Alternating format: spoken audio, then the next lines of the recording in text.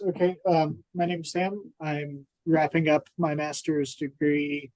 I guess like you could say next week, but graduating this semester, hopefully. I am most interested in studying things around sex and gender and the self and performance. My thesis is on right-wing extremism and Black metal subculture, and I'm starting a PhD in the fall, so I'm going to keep avoiding the real world with that. Thank you. CJ? Hey, I'm CJ. I am also interested in sex and gender and ethics. I study the deplatforming and the censorship online, specifically of like toxic male figures in public spaces and how that sort of trickles down. Thanks for coming. Thank you. Thank you. Mattia? Hi, my name is Mattia. This is actually my first semester at in my master's program. I'm a sociology major, and my interest right now is, of course, sex and gender, but also race. And something I would love to study is kind of how your race actually affects how you perform your gender, and how it could be constraining on yourself. Thank you.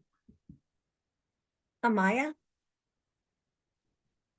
Hi, my name's Amaya. I'm in my second semester of grad school, also majoring in sociology with a concentration in digital sociology. A lot of my work draws on Black feminist scholarship, but I look at social inequality in digital spaces as it relates to race, gender, and sexuality. Thank you. Patrick? Hi, I'm Patrick. I'm still in my undergraduate and I'm still figuring out what programs and things I'm looking into, but my interests are definitely around resistance and identity and a lot of the things we've been discussing in this class. And Patrick was with us last week. I remember him. I remember him. Thank you for being here again. What time is it there? 10:21 p.m. I appreciate that. It's earlier. It's earlier this time. And then Ramin.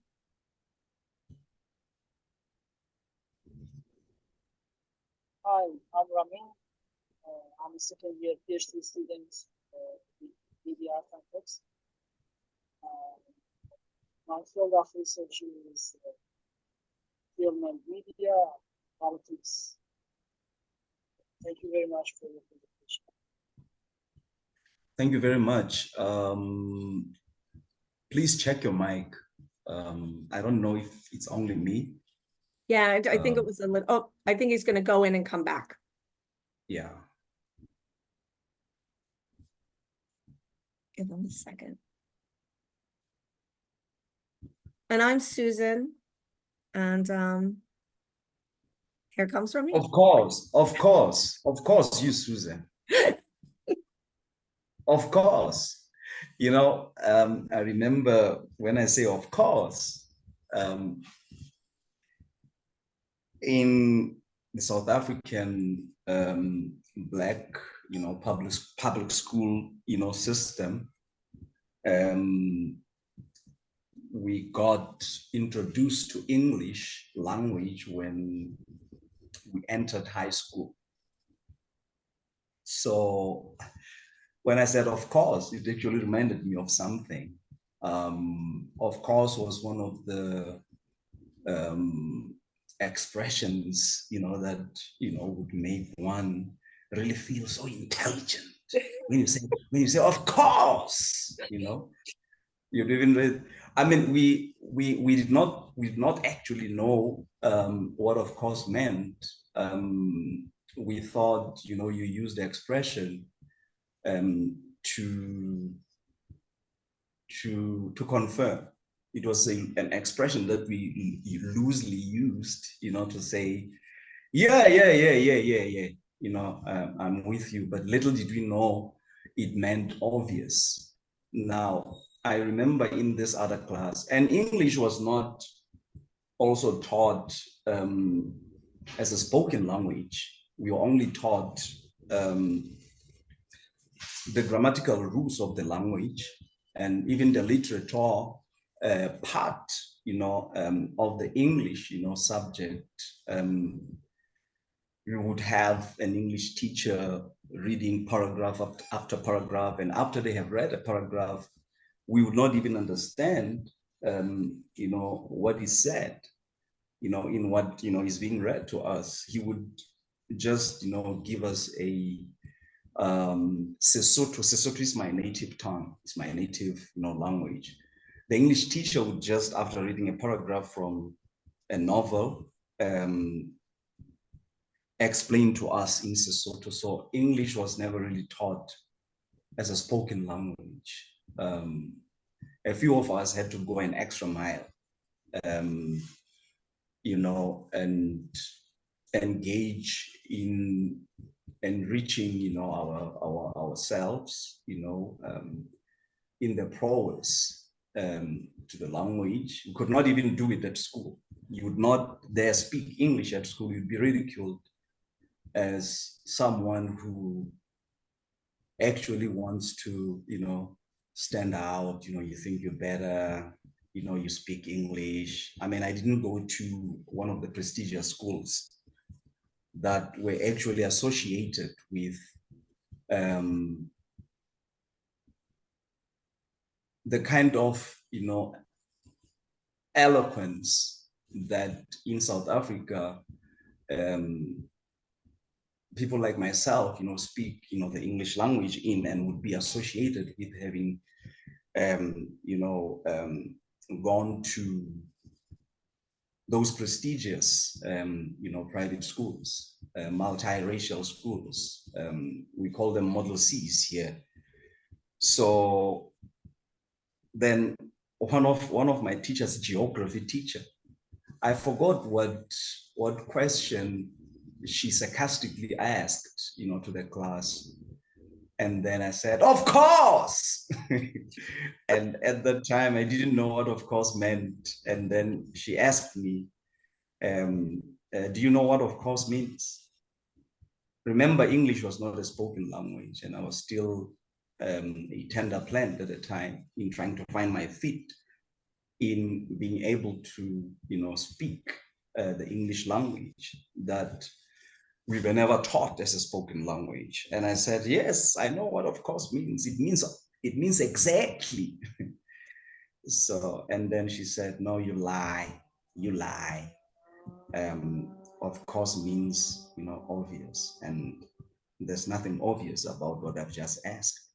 So that is why that's why it's a question. I'm on a quest."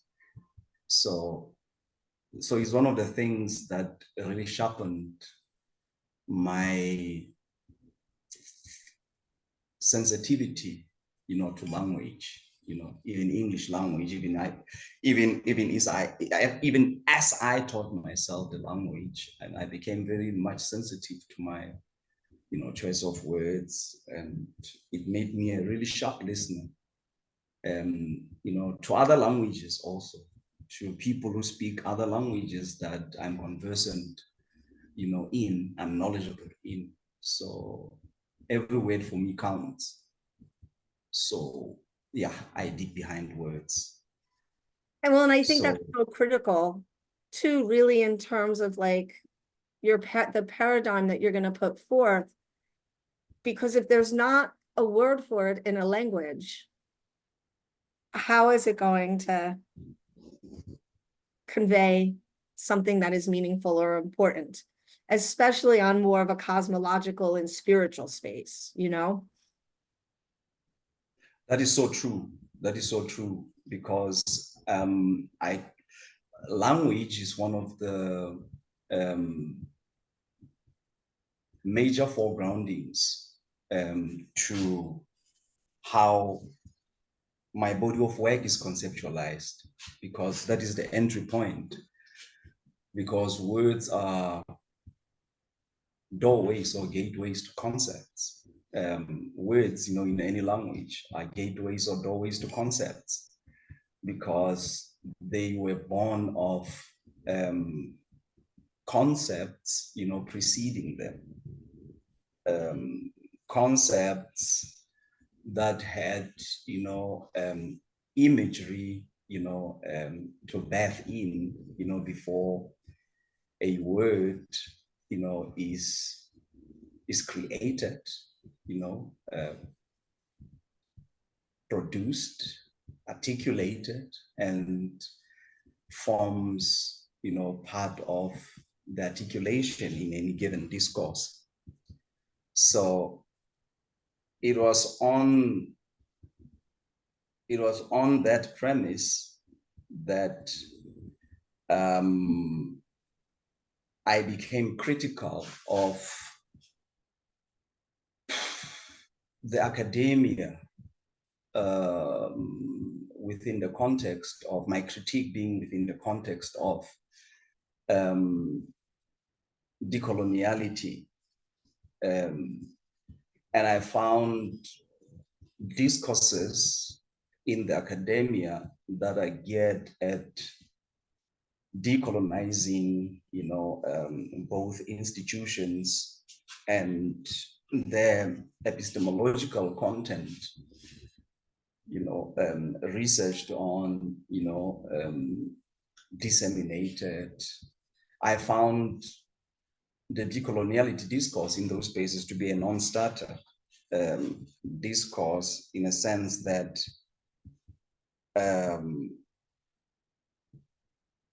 Eurocentric institutions, with the Eurocentric epistemological content are only such, simply because they were established by people with cultural agency to develop epistemological content that is purposed at, responding to the promptings and yearnings, of that particular culture, and further develop it.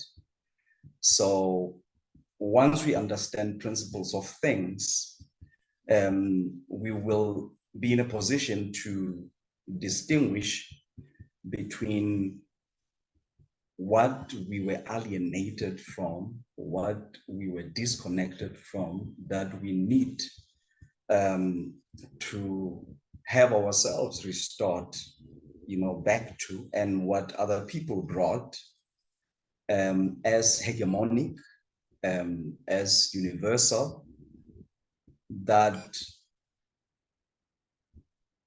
plagues, our mental universe with irrelevant, epistemological content that fosters consciousness disorientation to us. And that, I reason, is something that we need to discard and separate ourselves from, and come up with our own epistemological paradigm and framework within which to institutionalize the indigenous knowledge stream, and not to simply be appendages to what hegemonic, epistemologies, presents to us as parentheses, that whatever knowledge from our cultural, cosmological, spiritual, epistemological center point as the indigenous people of where I come from, are conceptualizing and suffers, malignment, and with me, understandably so. Eurocentric institutions, which are academic institutions. I use the term Eurocentric and academic interchangeably, because from the African indigenous epistemological paradigm, invoking our cultural and historical agency,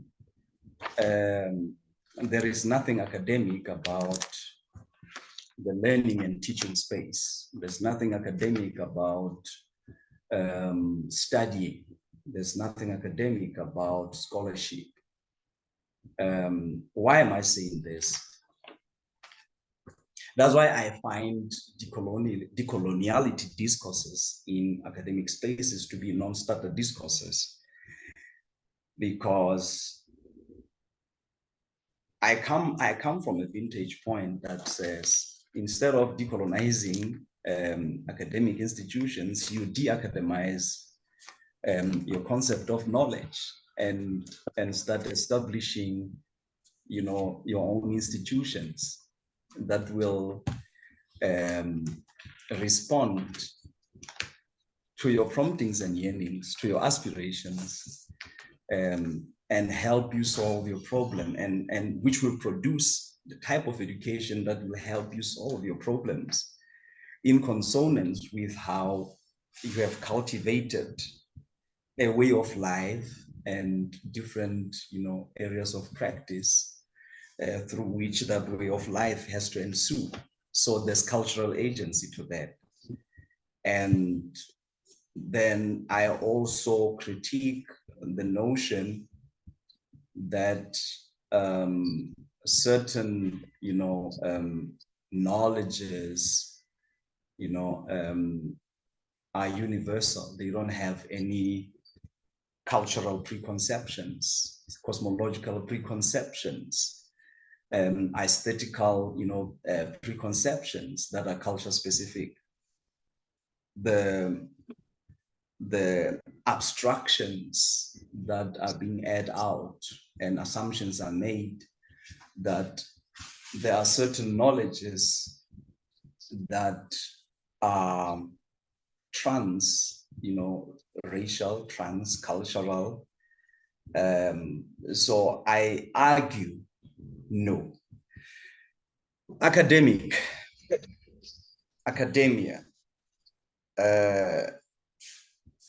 I read, as a person who digs behind words at all times, and as a person who wants to speak from a spiritual, cultural, cosmological, philosophical, indigenous center point, in everything, because everybody has a center from which they speak, from which they think, from which they conceptualize what they conceptualize. All of that is not done in a vacuum. So being subsumed in other people's cultural imagination that foregrounds, how they conceptualize, I found that as, so assimilationist, culturally. I found that to be other people assuming epistemological paternalism through cultural imperialism on other people, the importance of language. What is academic about teaching, learning, scholarship, research, and the very learning institutions themselves? If this term academy has been thrown all over and has become part of the standard vocabulary, in the world, it is deliberately, flagrantly, and dishonestly being dehistoricized, that term.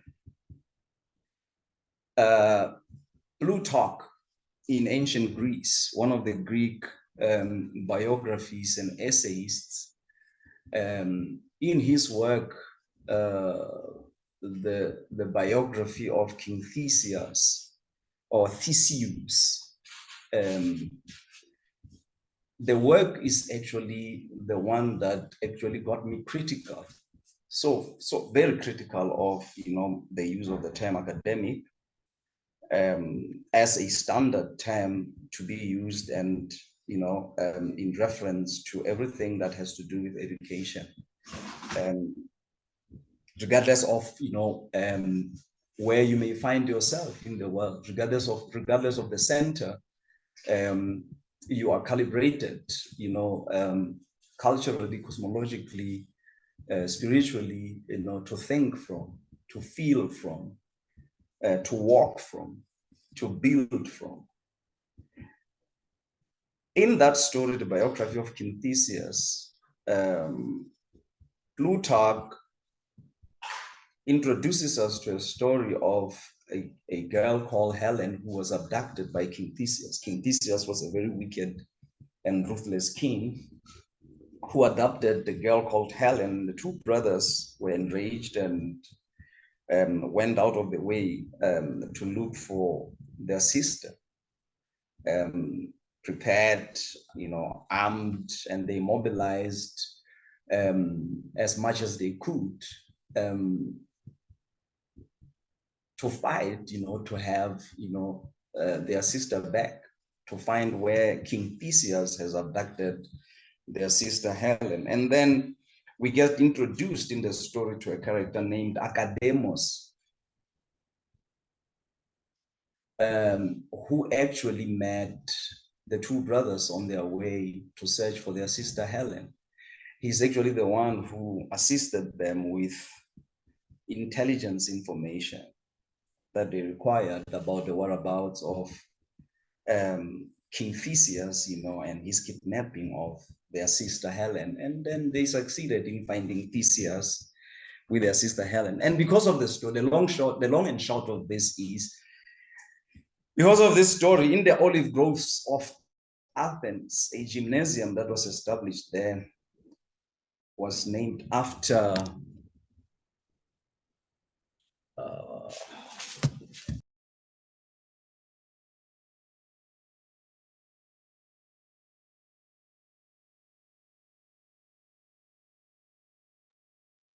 Uh-oh.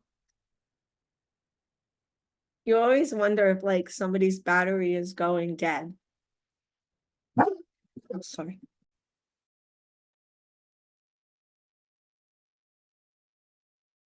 He will be back.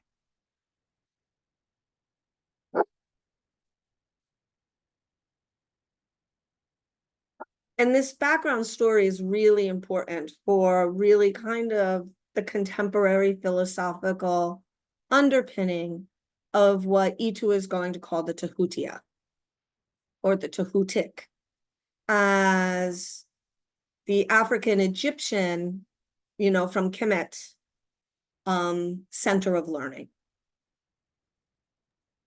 Because we're really going back to like the origins of what so many people would call like the Western history, Western or thought. like modern knowledge creation in a Yeah. way. I mean, I know that writings and stories can be traced back to Gilgamesh, which is considerably longer ago. Is this typically the time period though that we associate with like the founding of like the early forms of the academy? Yeah. And so what he's going to argue is that there's a parallel thing happening in Egypt on the continent, right? Greece is Europe, right? Greece is a colonizer. I mean, so the notion that you can decolonize what is colonized, like what is at its root, colonial, just doesn't, as he said at the beginning, is kind of this non-starter. But what he will kind of move us to is this notion, and actually, Dengani, you can jump in here. We have a couple guests. Welcome, Ellis, as well. I think Itu is probably looking to switch to his phone, unless there is the load shedding.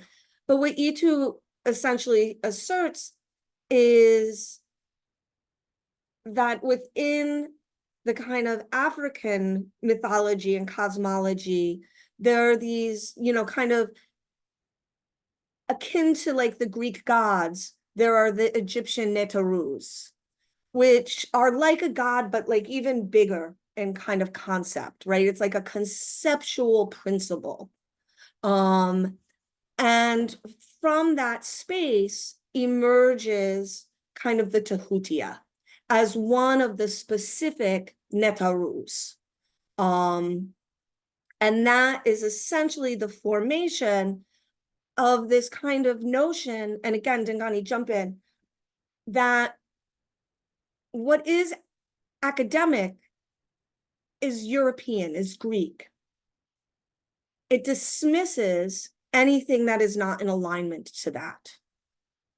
So an alternative would be something like the ThT as a specifically African space of epistemological foundations, ways of knowing.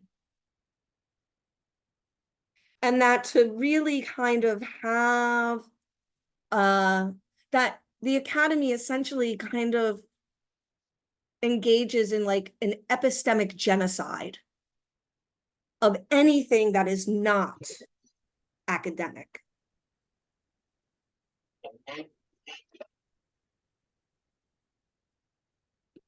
Do you want to add anything, or can you add anything? Dingani's driving, so I feel bad putting him on the spot. Yeah, I mean, I think you're saying it. I totally agree with the way you're bringing it. And the question, I think, for Africans is how do we treat the hegemonic presence of this West academia that undermines the knowledge production of Africans, that there was a knowledge production in Africa. And it's not to say we need to dismiss the academia or the West.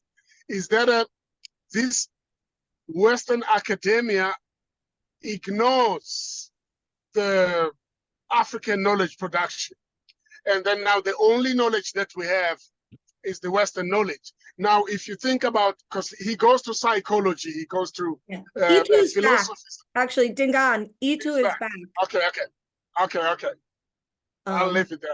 I think, and I wanted to say, Itu, I think after 7 or 8 years of Dingani being in the space, oh, I cut you off. He does go into psychology. I'm sorry I cut you, my dear. No, that's okay. That's okay. Itu is back. I mean, I was just like sort of speaking on his behalf, and from the things that I have sort of benefited from him. So he's back. He's going to take over. Yeah, can you hear us, Itu?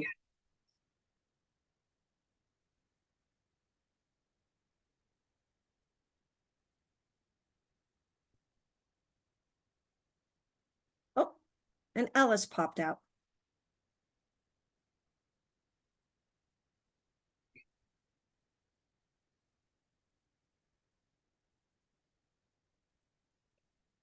I guess you can keep going, Dingani. I mean, let's see. Is he back? Let's see. Maybe he needs. Is he aware that maybe he's? Is he talking? When he's not talking yet, but his name is here.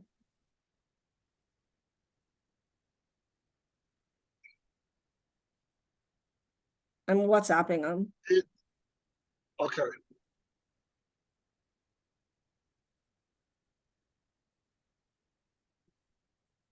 And I think he's connecting to the audio. Well, it says it.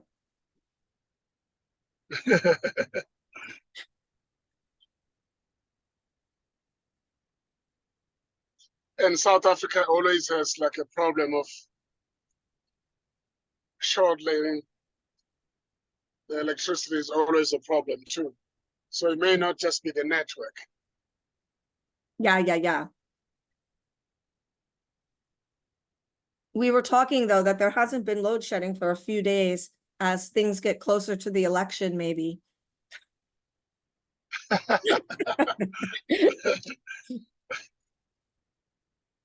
Yeah, they might use that.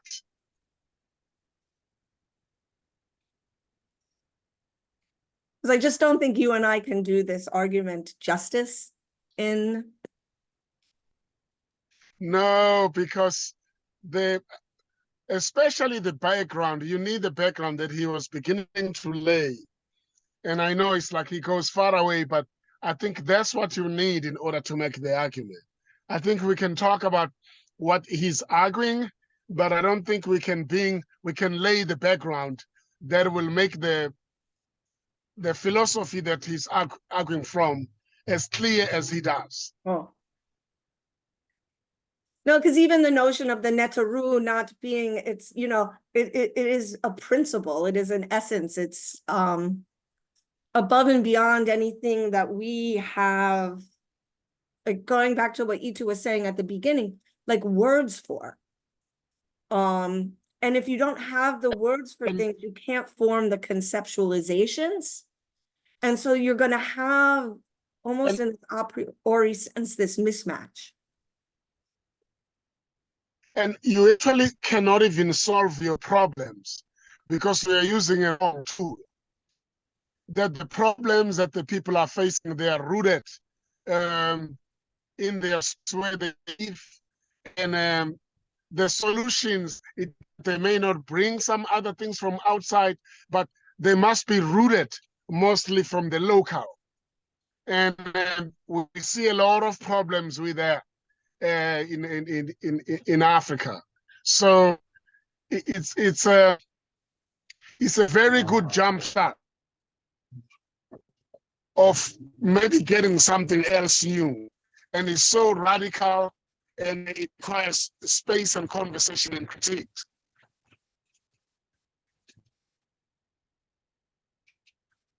I mean, even so much as, you know, over the years, oh, and hopefully,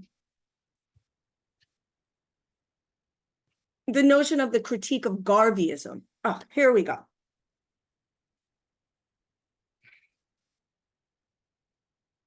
Is he back?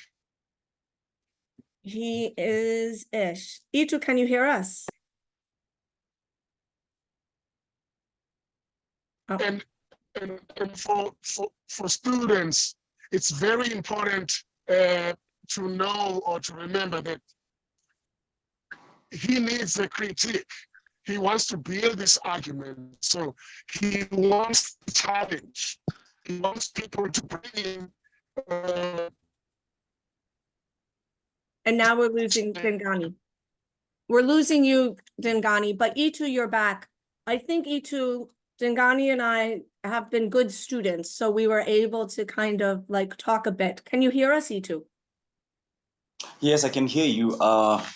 My laptop acted up, so I had to use my phone. I had to reconnect using my phone now. So am I audible enough? Yeah, you're good and we can see you. And so you started to talk to us really about the gymnasiums and the gardens of Athens and the birth of the academy. Yes. Then what happened was this gymnasium, which evolved, you know, to becoming a learning center in Athens, at the olive groves of which Plato also established, you know, his school of philosophy. The gymnasium, that center space, you know, which evolved into a learning center, which with much emphasis, you know, to the space as a learning center with the establishment of Plato's, you know, school of philosophy. That space was named after Academos, the Academos character, that I got introduced to, you know, reading the biography of King Theseus, you know, the work by Plutarch, you know, one of the ancient Greek biographies and essayists. The book, you know, is found online. It's freely downloadable. You know? And the name of the book is The Biography of King Theseus, written by Plutarch, the Greek, you know, essayist and biographist. So now, Academos got hailed as a war hero in Athens. So it was a cultural thing for the Athenians to name, that learning space, which started off, as a gymnasium after Academos. And Plato also adopted the name, for his school of philosophy that was, at the olive groves, of Athens, just, at the close vicinity, to the gymnasium. As I have, earlier on alluded, that it evolved, that space evolved into being a learning center. So now, Academy was was the name of one of the schools that got established in ancient Greece. Other schools got established and they had their names. So Plato, chose the name, Academia, in honor of Academos, the same way Athenians had done with the gymnasium that was established before Plato, established his school of philosophy. It was named after Academos, this Athenian war hero. So now, to name, this is my critique now, people who critique learning institutions as being Eurocentric, and they engage in the decoloniality discourse, they miss one thing. And like I said earlier, that these institutions are Eurocentric simply because cultural agencies invoked in them, they were established by Europeans. Then the logical conclusion should therefore be, they should be expected to be Eurocentric. From the African-centered paradigm, if that is invoked in the decoloniality studies, which most do not, if not all, but rather contend within the academia to have, pockets of African-centered, studies or African studies or African-American studies, established for them, as epistemological appendages to hegemonic, epistemologies that form the core, of what those institutions, are about. That's why in these institutions, bodies of, indigenous, knowledges in any given geopolitical space, but I'm speaking, as, an African person, from my geopolitical space, you find these hegemonic epistemologies packaged, taught, researched upon, with a misguided, assumption that they are mainstreamer disciplines. Out of hegemonic epistemologies, which are not culture neutral, given the historical context, within which they evolved, to become what they are today,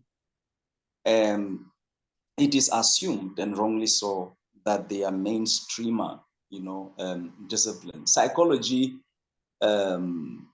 is European psychology. Sociology is European sociology. Philosophy is European philosophy. But they are never called such. They are just called, by these names without, prefixing them, by, any adjectives, denoting, their cultural, historical, cosmological, philosophical, and racial, preconceptions, in their development, or from their inception, as traced, back to their inception. That's why you'd have anything, speaking, from my context, everything or anything there is to know about, Africa epistemologically, when content is created and produced, and gets taught, a discipline that gets developed, therefore becomes a sub-discipline to the European mainstream. If you're going to develop an African-centered psychology module, for instance, that module would be a sub-discipline, would feature as a sub-discipline to mainstream psychology, which has been, made to be accepted, wrongly, presumptuously, as being, archaic, or as being universal, as being abstract. Then the abstract, with the abstract or with the universal, the inceptional realities of these Europe-centered bodies of knowledge are left uncritiqued by people who engage in decoloniality discourse. Psychology will remain psychology, anthropology will remain anthropology. And if you have a similar study, or body of knowledge out of one, to develop a study akin to that, you'd obviously, come to a different nomenclature, a different arrangement, a different organization, of content, given the prisms, of the culture, with the culture which that particular stream of knowledge would be, intended, to enhance, to serve, and whose promptings and yearnings, it would, also be geared at, putting first or advancing. Now, everything that exists, I maintain, has a precondition. Either a precondition is an actual one or a perceived one, conscious or unconscious, known or unknown, that calls it into existence. So with knowledge, I argue that the human, with their consciousness orientation and their determination through sense contact with what is, I submit that the source of what is presented as knowledge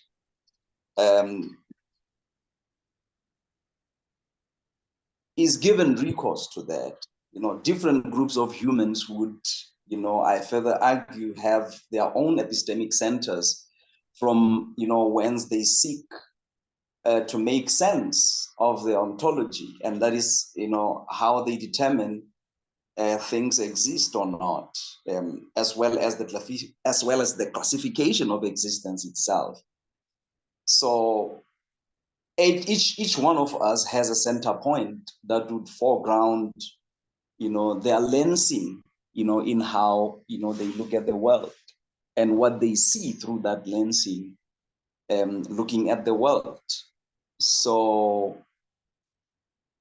it is, against this observation and analysis that my work, argues for African epistemic sovereignty, seeing African knowledges as a separate stream and not something to be included, as an appendage to what is presented as parenthetical, to it. Comparative, studies and analysis that is mostly done, between different, intellectual traditions, different cultures, different ways of knowing, as per different cultures, is mostly initiated from the center point of hegemonic epistemologies to try and find what can be analogous to them in these other streams of knowledge in the world. That is why the only time, these streams of knowledge have topics, subjects, phenomena that capture the interest of, scholars from the hegemonic epistemological framework of doing things is when, they study, to show, how these other knowledge streams, qualify, as knowledges because they have, an equivalent of something that, is already prefigured from, the existing, imposed hegemonic epistemological grounding. So, and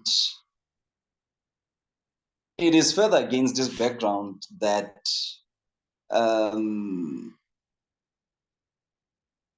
African epistemic sovereignty is what my work invokes, is what my work, calls for, instead of calling for decolonizing Eurocentric curriculum. My work is not calling for decapitation of other people's mental universes, because is to virtually call for the cessation of other people not to think, speak, build from their cultural center points. So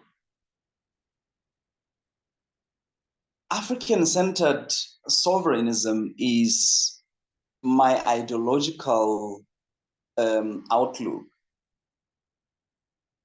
and that I define as, this is what I coined, African-centered sovereignism, and this is my ideological, outlook, that I define as an idea envisioning a politically organized African existence, having room for non-Africans as curious guests, to come on board, but on African people's terms. The same way we were assimilated, into the space of hegemonic epistemologies that are Europe-centered, as recipients whose consciousness, got disoriented, and as such affected how we engage with the world, affected our lens, through which, we see the world as grounded in, our cosmological, cultural, spiritual, philosophical, inceptional, understanding of the world.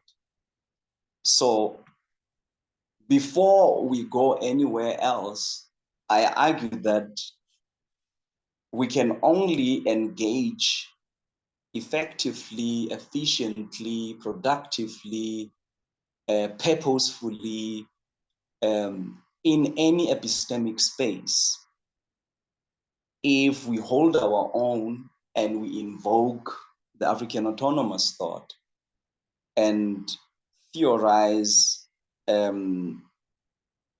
from the space that orients us to that which gives us the power to authentically and honestly engage with knowledges, other knowledges in the world, holding our own. But that does not happen. That does not happen. Your knowledges get co-opted into the academia as sub-disciplines. So I find that to be epistemic arrogance, displayed, by institutions which have unflinchingly and unapologetically fostered a single culture, and understandably so, given, the reason for learning institutions throughout, history, of all humans. The reason why such institutions are established in the first place. I understand Europeans, have fairly, done well in institutionalizing, themselves epistemologically. So any sovereign people, would do that. Hence, my case is for African epistemic, sovereignty, rather than decolonizing Eurocentric institutions. Because I see our indigenous knowledges as a separate stream, born, of, different paradigm, worldview, and this is the ideological outlook that my scholarship is foreground in. It's not Pan-Africanism. It's not Black nationalism. It's not Black consciousness. It's not Afrocentricity. It's African-centered sovereignism. Because it's the ideological outlook also that postulates for re-establishment of African sovereignty in all areas of people activity, and not assimilation of African people into an already established set of values and institutions, putting forward such values which are foreign to African people. So re-establishment of our sovereignty, in all areas of, people activity, and epistemological space and institutions that must be developed from that space, and a framework, formulated from what is conceptualized, to develop content that will go into the learning environment, in those institutions, as postulated by the paradigm that I'm speaking from, has to come from our center as African people. So desiring that is really desiring realignment to the cosmic harmonies emitting the very vibrations anchoring and fortifying our being. So you simply desire your restoration to authenticity without, giving recourse to other people's values. It is gravitation to your essence and a need to create an order that will nurture, its authentic manifestation and institutional fullness, sensitive to its, own peculiarities. A fair kind of, discrimination.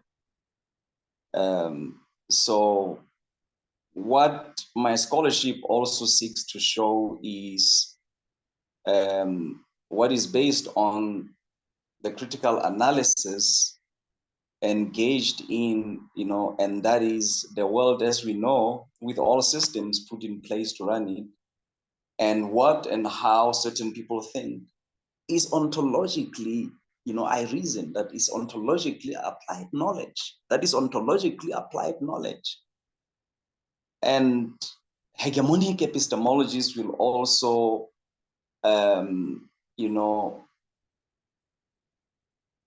be shown, to be designed to serve the ends of those with, usurped, power to define, and the resultant epistemological decenteredness and psychological dislocation of African people, both in the continent of Africa and outside of it. African people, both in the continent of Africa and outside of it. I don't want to use the term diaspora because I view all African people in the world as the diaspora. Given, the meaning of, the term itself, what it literally means, dispersal, dispersion. All African people from the African-centered, point of view are dispersed from their center existentially and essentially. So we are therefore the diaspora. We are even in the continent of, Africa, still not having Africa back as our home. So in the continent of Africa, most African people remain dispersed in their different diversions. They are colonially gravitated to having that effect of disorienting their consciousness. You have, the diaspora when you think, of all African people in the world. All African people in the world are the diaspora. Because we remain dislocated epistemologically, even in the continent, most of us. Institutionally, enforced consciousness disorientation and epistemological dislocation, is continuing, to go rampant. So instead of us emerging, rising, to fight to have our sovereignty restored, not just land,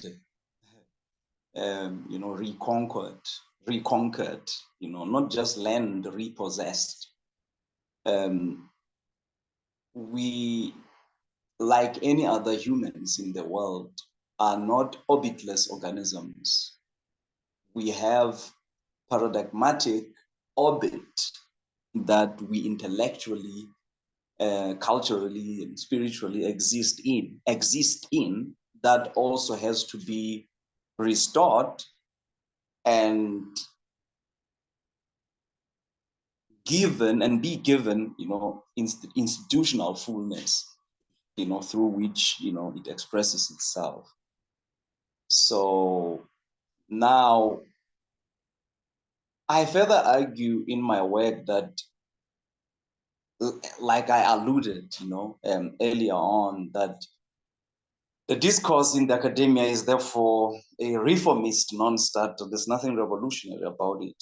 It's a reformist non-starter discourse that has only produced in Africans subaltern and surrogate intellectuals who are a disservice to the African restoration, project of decolonization.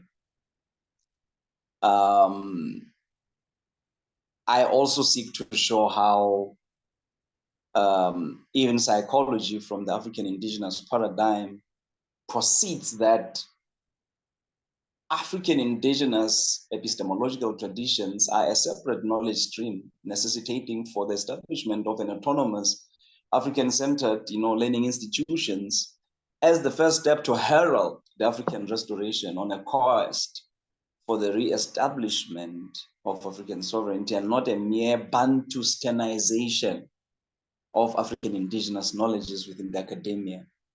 which, I call, a space of epistemic alienation, arrogance, and irrelevance, to African people, meted out.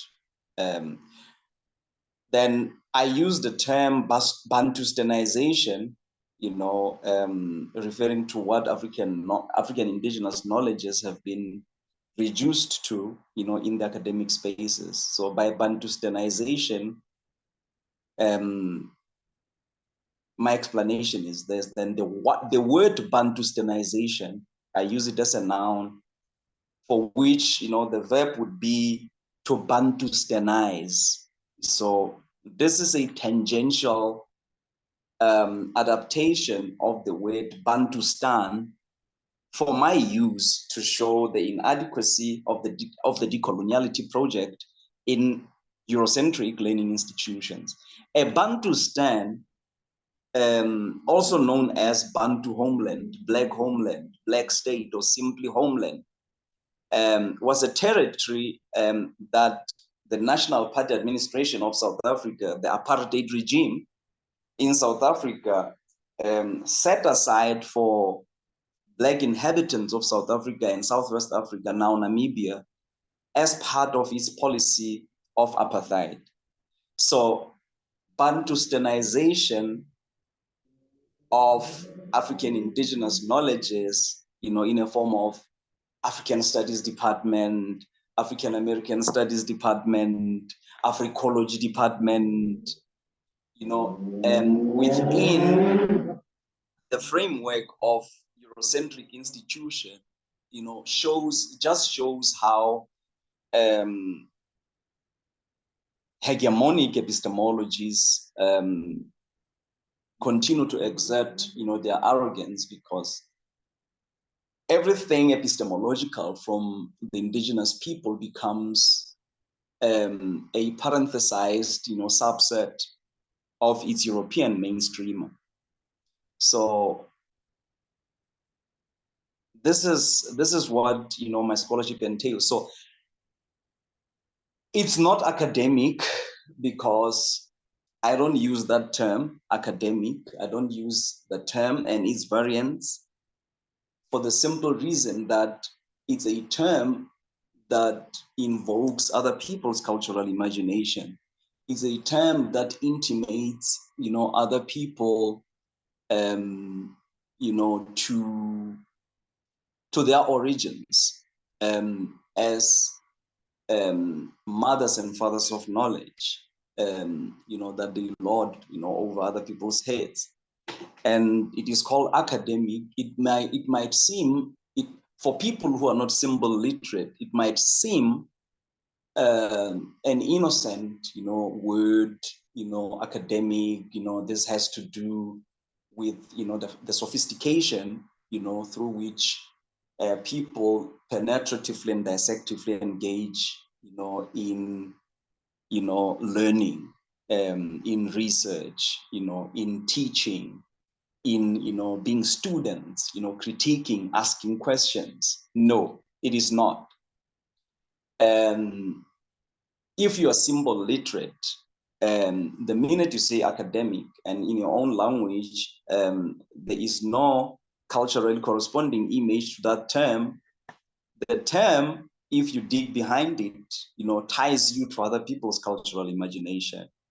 So hence my discourse with re-Africanizing, the mental universe, is to also do away with names, to phenomena that, tie us, to cultures, that are irrelevant to us, as African people. So this is my vintage point.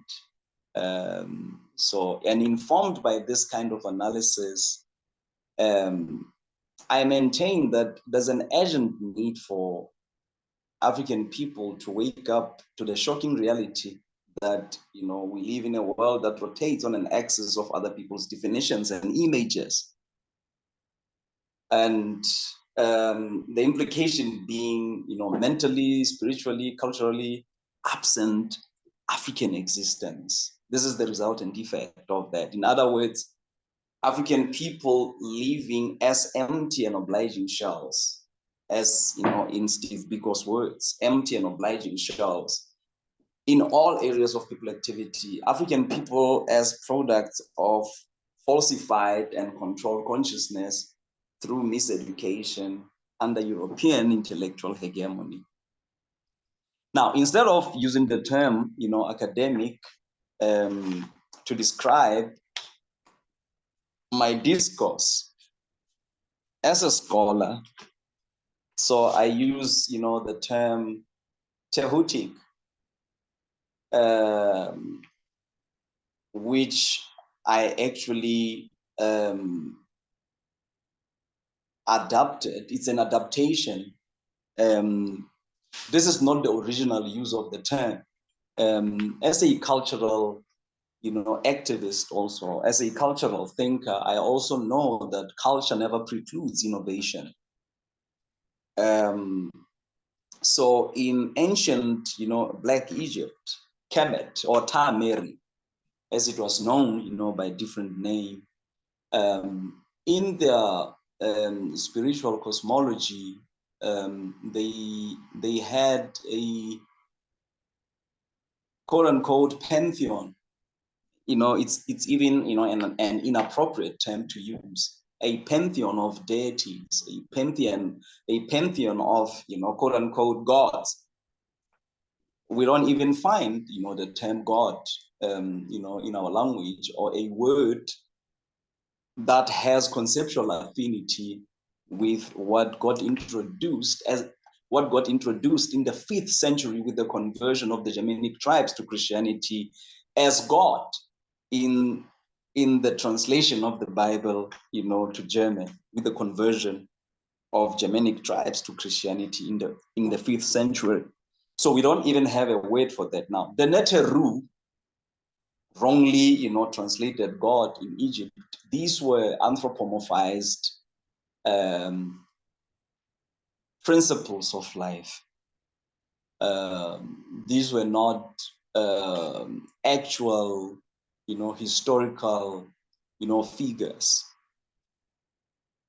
But it's when cosmology with the ancient Black Egyptians, got invoked to give an imaginative, expression to principles. Then principles, laws,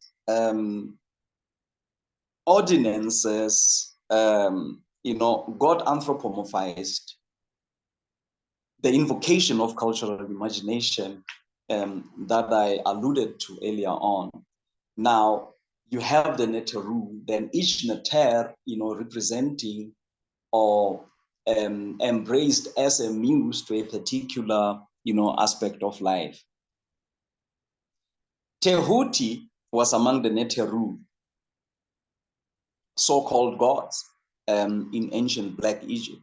This was the NETER of writing, knowledge, wisdom, culture, magic, science, and so on and so forth. Anything that you can think of as far as education is concerned. The principle pertaining to that in the Kemetic or ancient Black Egyptian cosmology was anthropomorphized as ThT or Jehuti. The Hellenized version of that name is ThT. So, or anglicized, is ThT. Now, instead of invoking academos from the cultural imagination that Plato invoked when he named his school of philosophy, in my discourse, I invoke, which is a cultural, cosmological, spiritual thing to do, which what Plato did when he named his school after academos, or his work after academos.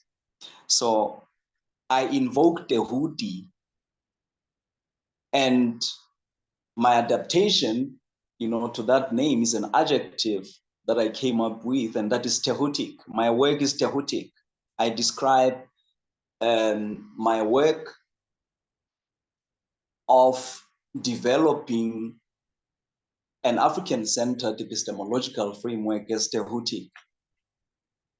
So in this book that I wrote in 2007, and only got, and I only, got to publish it in 2017. This is the first book you might erase.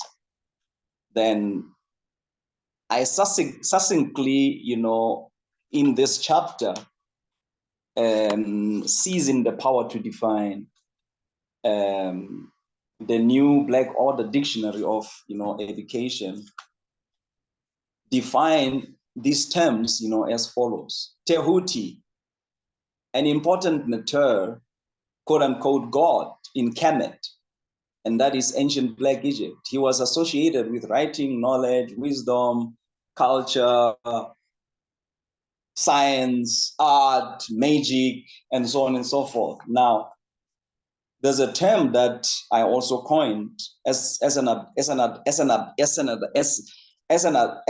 adaptation from the name ThT, the name of this NETER, the name of this primal life force, the name of this principle of learning that got anthropomorphized into, a god, a deity called ThT.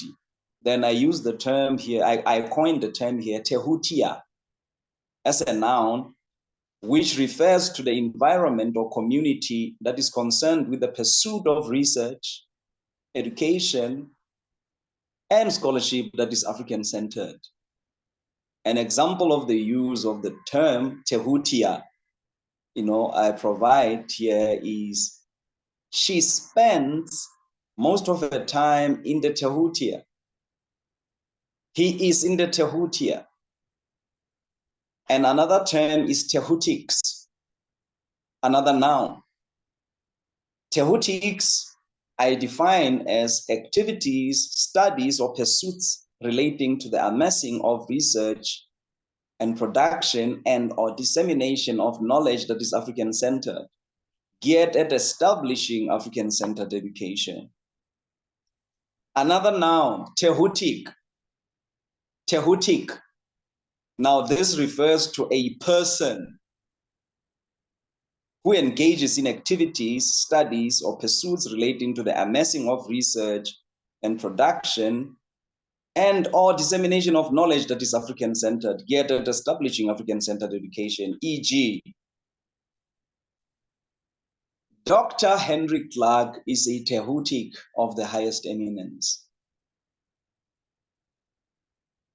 The word ThT is also used as an adjective, meaning of or belonging to or classified under ThTics. That is, for example, she has a brilliant ThT mind. They are engaging in a ThT discussion or debate or discourse. He is presenting a ThT paper. So this was my succinct, breakdown, in the early stages of conceptualizing this, epistemic paradigm for African sovereignty. So now,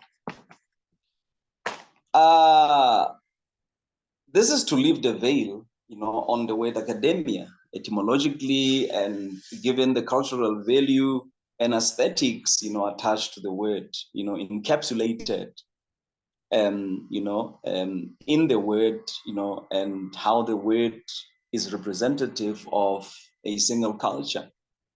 So arguably, words, are doorways or gateways to concepts, not mere vocal vibrations with no meaning and purpose. Epistemic colonization of African people that we, as it is my submission, wrongly call education, has occluded, the African mental universe from giving authentic expression to the African cultural imagination and camouflaged the psychological alienation it has throughout history meted out on Africans and the rest of humanity in the guise of abstract universalism. So concepts preceding words do not have a vacuum for their genesis. You know, it can be argued that they have a particular worldview, psycho-spiritual, cultural axis they rotate on. So the word academia evolved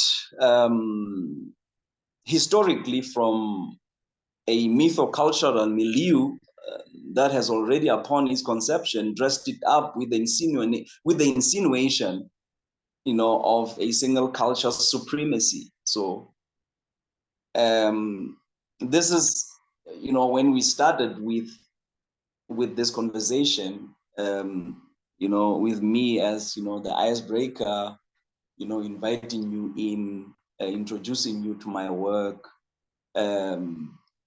immersing you, you know, into what my work is foreground in. That's why, you know, Susie, you know, that's when, you know, Susie also, you know, wanted to get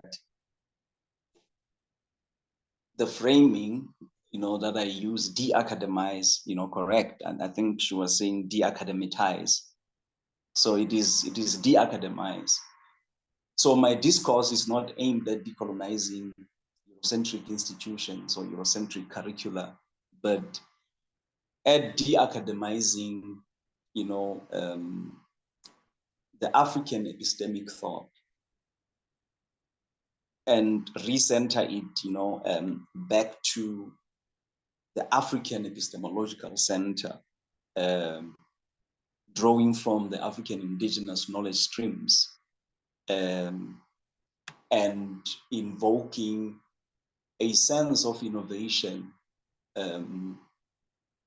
on par with the evolutionary law of progression, without giving recourse to other cultures' values, precepts, norms, prisms, and so on and so forth. So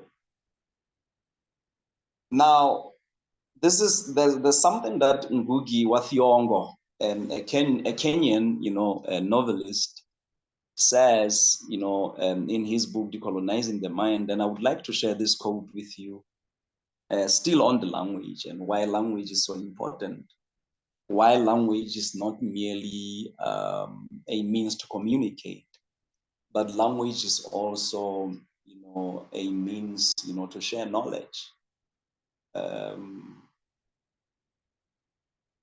He says, and I quote, "The choice of language and the use to which language is put is central to a people's definition of themselves in relation to the natural and social environment. Indeed, in relation to the entire universe. Writers who should have been mapping paths out of that linguistic encirclement by colonialism of the continent also came to be defined and to define themselves in terms of the language of imperialist imposition. Even at their most radical and pro-African position, in their sentiments and articulation of problems, they still took as axiomatic that the renaissance of African cultures lay in the languages of Europe." Close quote. This is what also defines whether Ngugi, you know, himself is deep in what he articulated here, is deep enough, you know, to see what I see from his articulation.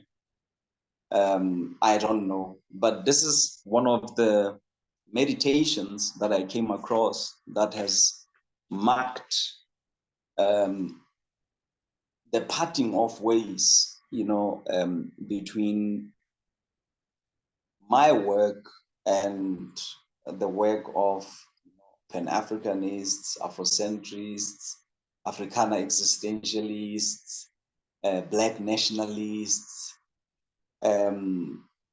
because there's only one thing that I found those ideological outlooks and theories advancing them, epistemologically, to be devoid of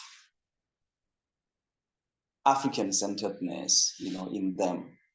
That's why you can be a Pan-Africanist and still be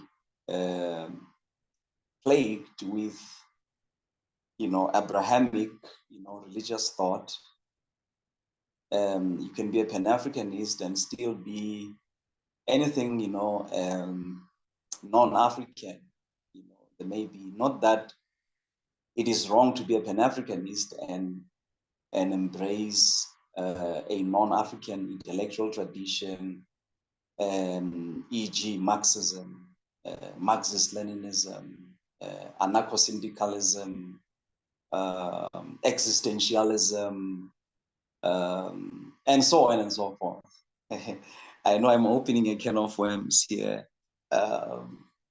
And I think this would, I mean, you are opening the can of worms, and I see CJ smiling.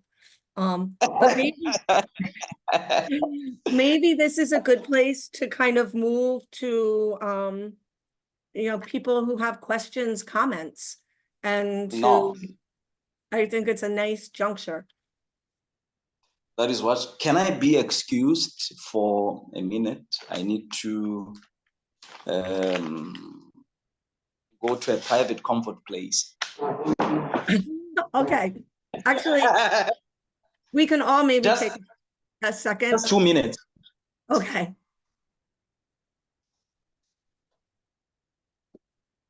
I don't want to preempt people's thoughts until Itu is back, because I think the space is of the dialogue. So I don't know, does everybody want to take a 1 minute break and come back with questions and commentary? Okay, sweet.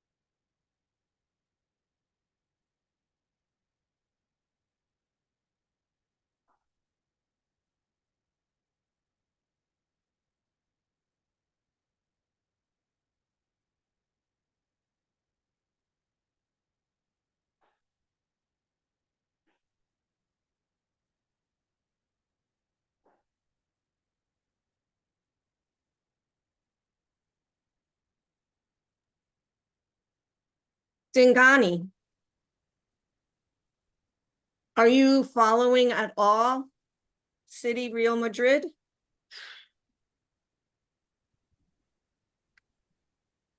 We're in like the 4th round of PK.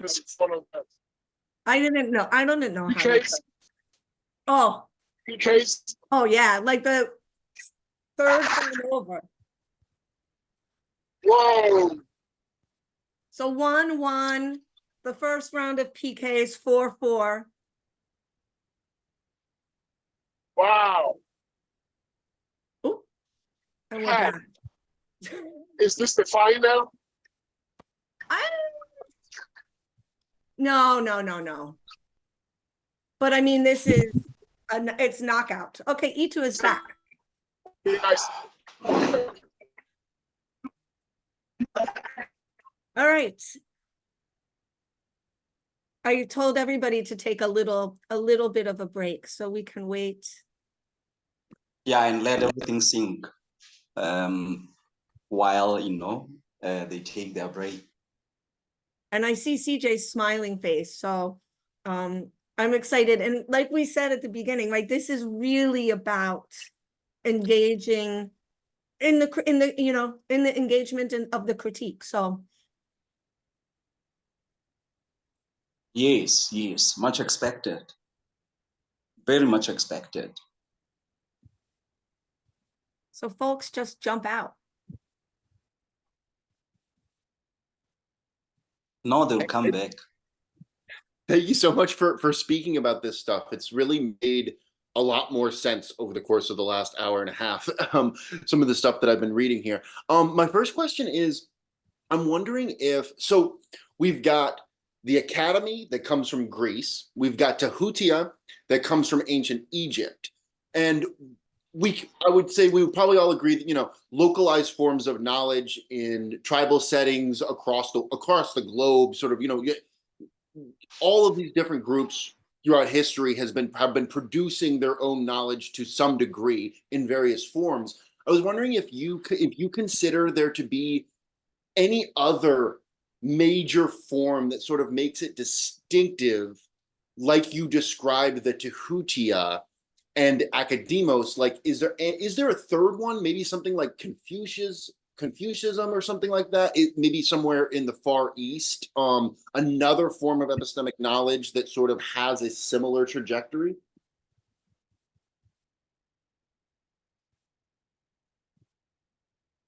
Academic epistemologies are hegemonically, exerting themselves globally. Even Confucius in the Far East, except for those who are really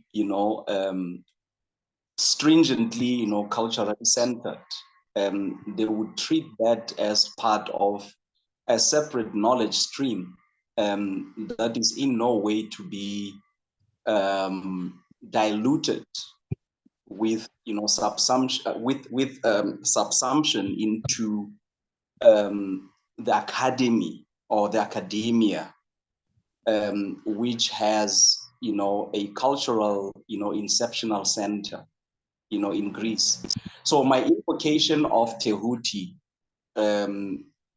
is not intended to be a supra nomenclature for all Africans. I'm a Mosotho man. My immediate, localized cultural cosmology, spiritual cosmology is of the Basotho people. So I use, ancient Egypt, in a similar manner that Europe has used Greece as its cream of light, in its Renaissance discourse. So this for me is intervention, to initiate a discourse for all African peoples, wherever they may be found, for each one of them to find an entry point, back to their particular nuanced epistemological, tradition, as nuanced, in their localized, culture. It is not to superimpose that, on all Africans. Like I said, is an adaptation. And ThT does not come from, ancient Egypt. ThT is my coinage. I coined that as an innovative intervention, in my discourse as part of my artillery, of de-academizing, because not every European traces their origins, to Greece or to Athens. Even within, the historical context of the use of that name as part of the nomenclature that evolved into being hegemonically, cast all over the world as referring to the space of learning, started, as a localized term by people of Athens, simply honoring, their war hero. But now Greece zoomed out, got bloated, up by Europeans, seeking to find the entry point to their renaissance, to their reawakening. And they remembered, among their ancient civilization, Greece became an apex, of civilizations. So I invoke ThT from the ancient Kemetic, or from the civilization, culture, cosmology of the Kemetiu, people of ancient Egypt, in a similar sense. So as a Mosotho man, we have a name, to refer to an epistemological discourse, work, space, and that name is Tsebo, is not ThT. But I invoke ThT for purposes of finding an expression, giving recourse to a civilization in all African civilizations, throughout history, that is, the most ancient, and that fortunately, is also historically and archaeologically, scientifically, as documented, ascertainable, to all African people, because we have lost most, knowledges of, our other, ancient civilizations as African. The same way, the academic discourse, as it is known today, had evolved from the innovative, intervention, which made the term academos, academia, academy, academic, and other variants, to invoking the Greek cultural imagination, as Greece started to be seen by Europeans as their cream of light, as their cream of recentering, as their cream of elevation. That is why even fellows who are seen within the English, culture, the English, speakers, in their own culture, although, they are not Greek, everyone who presents, themselves as a clever sophisticate, and speaks, at the wavelength and depth that flies above, many people's head, is said to be speaking Greek. He speaks Greek to me. So that is the invocation of a cultural imagination of one of the European civilizations, that stood out at the apex, of the European people's elevation. So Greece is invoked. That is why even in this, work of reconstruction by Europeans, most words, that are used in science, are derived from Greek. Most of what is in the academic bodies of work, you know, most of the nomenclature that is used defined most words, you know, as derivatives, you know, from, you know, some Greek word. So I invoke something from Kemet, something from ancient Black Egypt, you know, for similar reasons.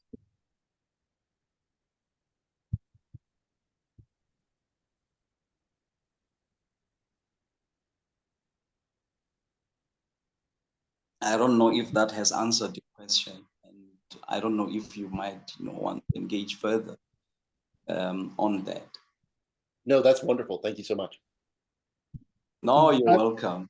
I'll follow up with that if I might, because a lot of what you've said here this evening, and CJ, you kind of alluded to this, and you said something in your response to CJ2 that tied into what I'm thinking about here. A large area of interest for me is very conceptually similar, but for other peoples around the world who have had their epistemological roots torn up by Western hegemony.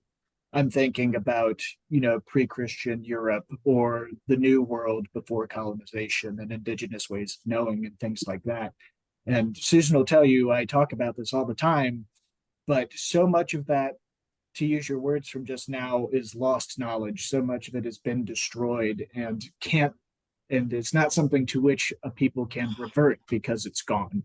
Even languages are gone. And like you said, language is a very important aspect of this. So my question is, in instances where so much of that epistemological center is missing, is destroyed, is corrupted, is bastardized,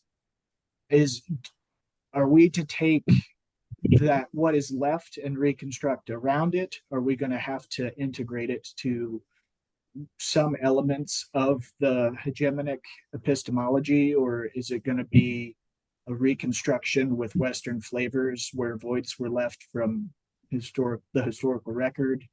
I don't know if I'm making sense, but how can that reconstruction happen if so much of it is gone in so many places? And I think, E2, this comes to, because Sam and I have talked. I see Sam all the time. Sam and I have talked, and we have spoken, E2, you and I, about decolonizing Europe, because no one is critiquing that in terms of, and I think that's what Sam is getting at. And so I would love to hear this engagement, but this is exactly the conversations the three of us have been having in separate spaces. That is so correct.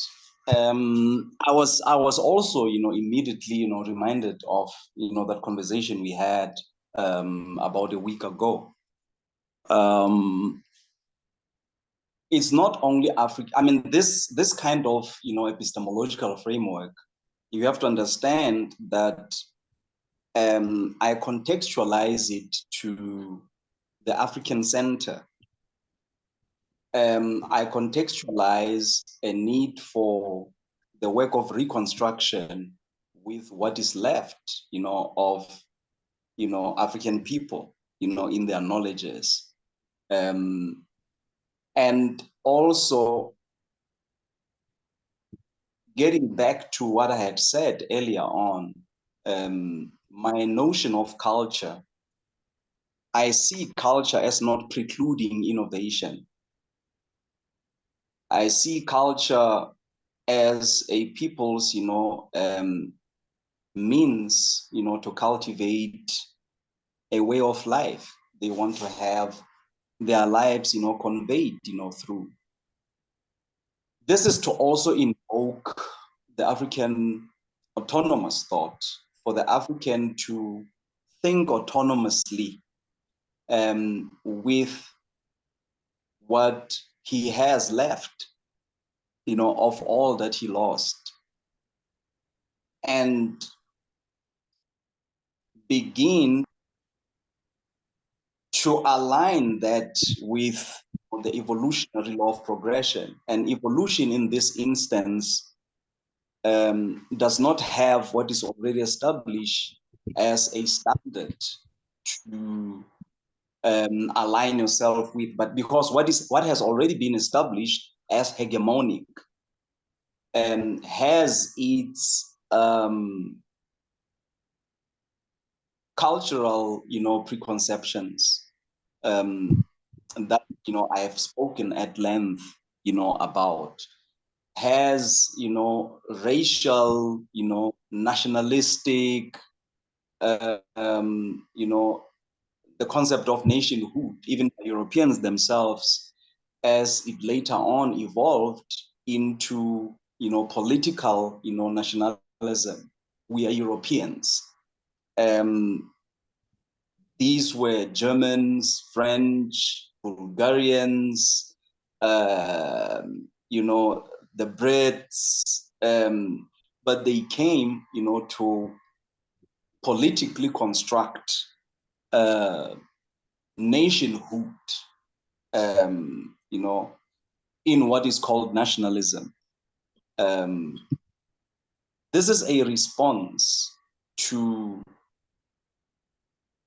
colonization on African people as a global dynamic. That's why I said Africans in the continent and wherever, they may be found, they have a particular center to have themselves, reoriented, back to, and develop from whatever they will be able to retrieve that can still find relevance today without giving recourse to other people's values, without giving recourse to other cultures' values.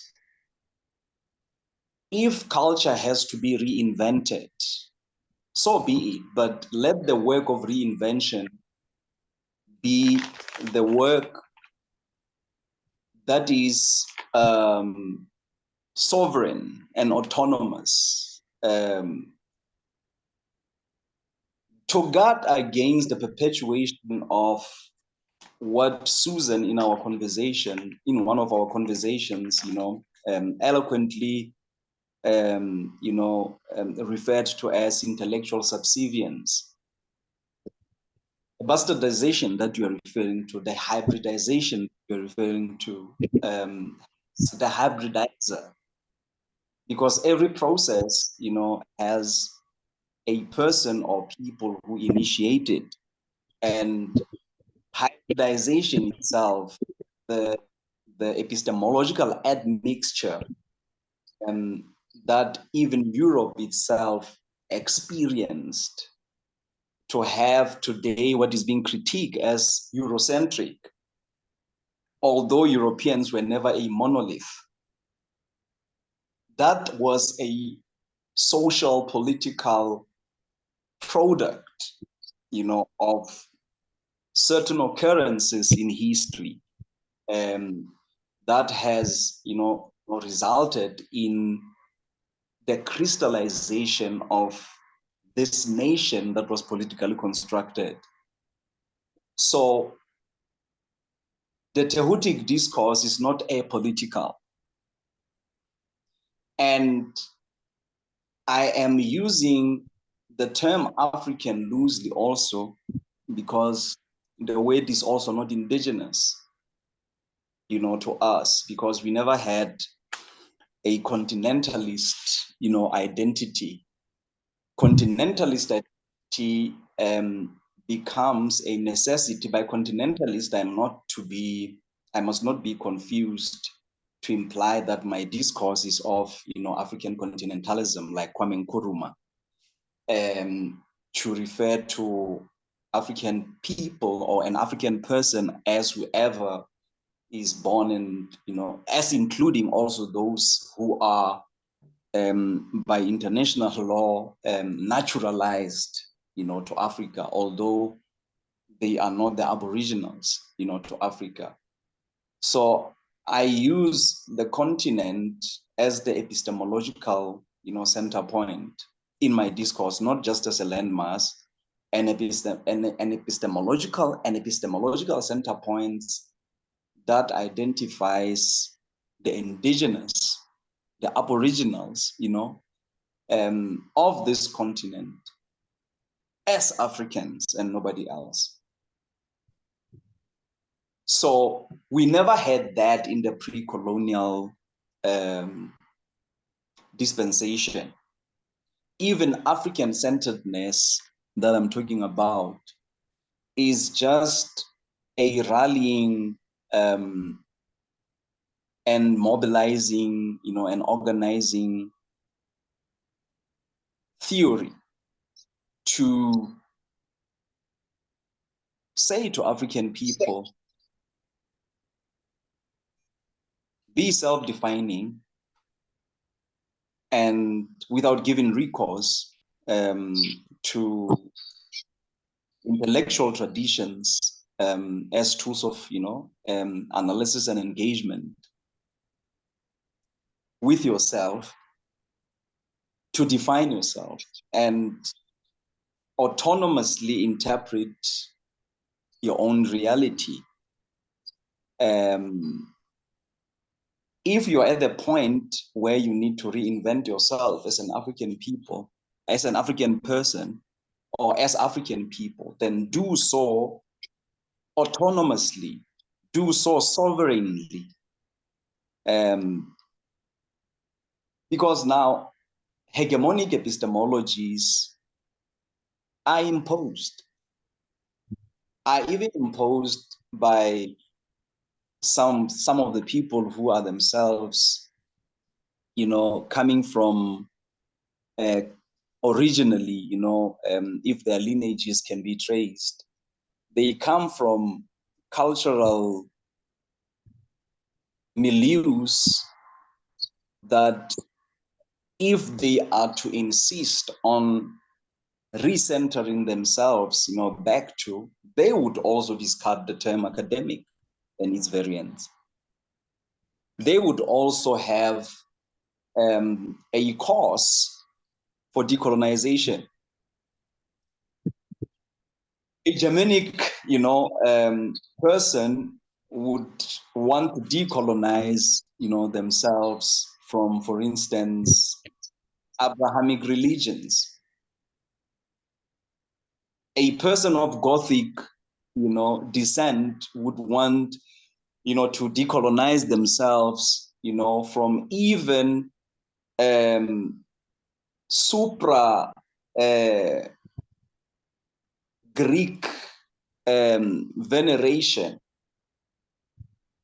that saw Greek as the center of light, as the center of enlightenment, as the center of, as the center point around which to re-civilize Europe. And people who insist on having themselves rerouted back to their cultural centers, back to their epistemological and cosmological origins, is not only reconstruction work that they're going to have to engage in to retrieve the lost knowledge.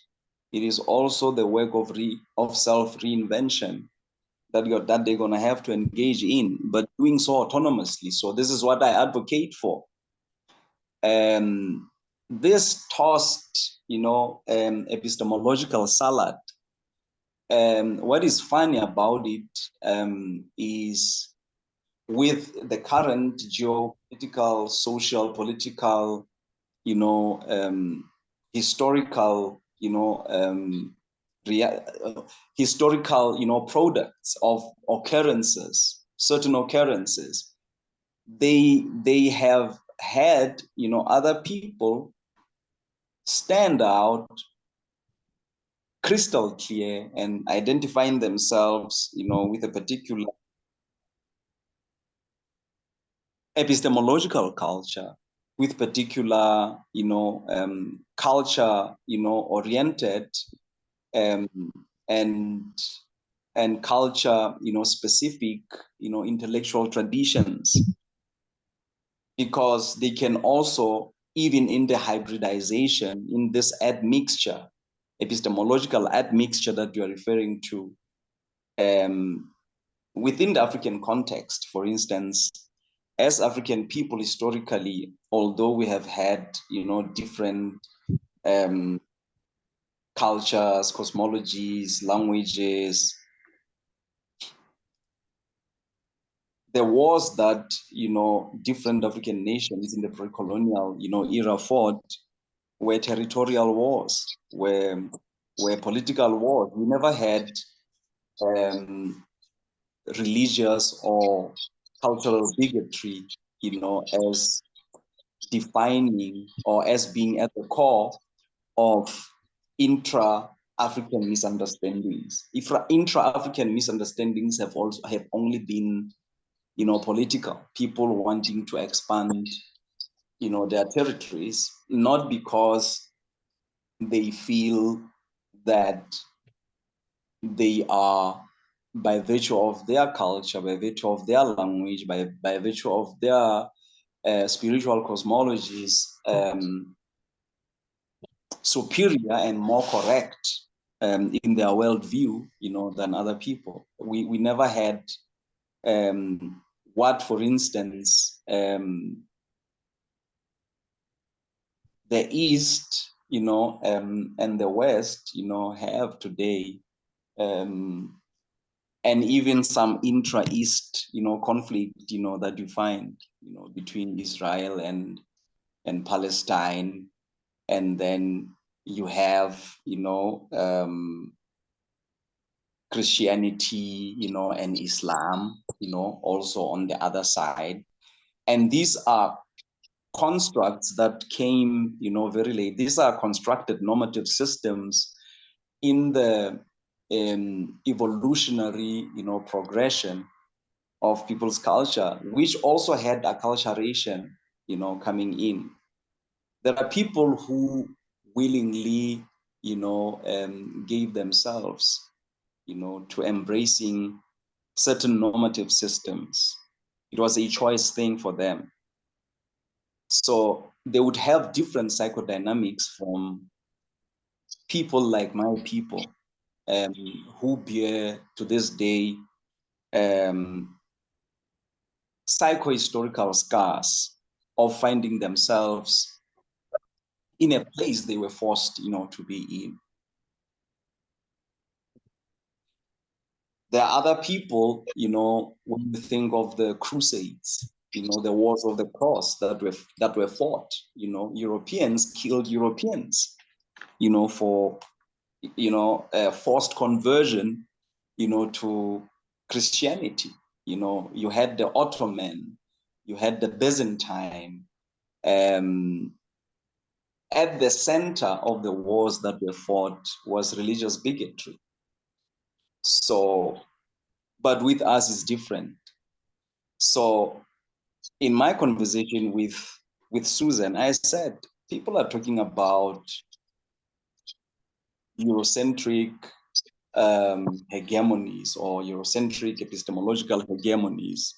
What if a person of European descent, stands up and say, I, Nordic origin, and the term Europe did not exist. There was never a people called Europeans. And there's no such thing as European culture. There is nothing, such as European culture. There is, no such thing as European paradigm except by political construction.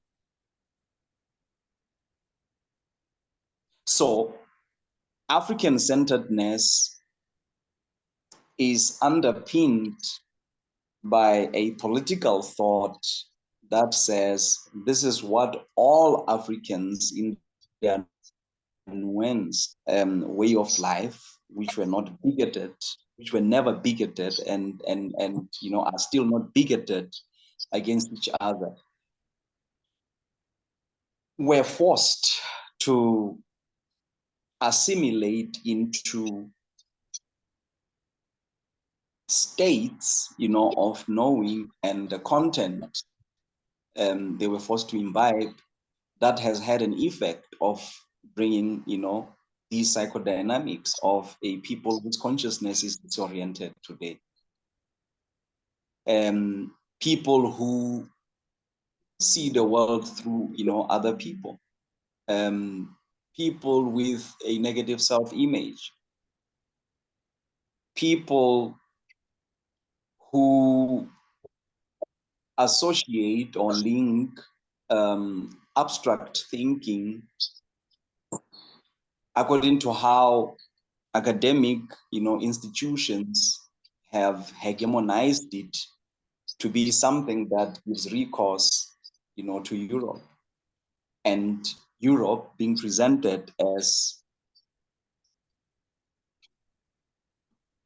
the hegemonizer and also the hybridizer of that which it has hegemonized, not homogenized, hegemonized. Now, pretty much everybody has, their story about starting a decolonial discourse full of different cultures in Europe, also unite and say, but so many epistemological traditions, be them philosophical, be them religious, be them cultural, be them on gender, be them on economics, which de-center us from, our particular genesis, cultural, inception points. You would also, if you are a person of European descent and you want to go beyond Europeanity as a political construct and seek to find want to engage in a decolonial discourse, with other Europeans to say, but there are things that we now embrace as people of European descent, which were never part of Europe.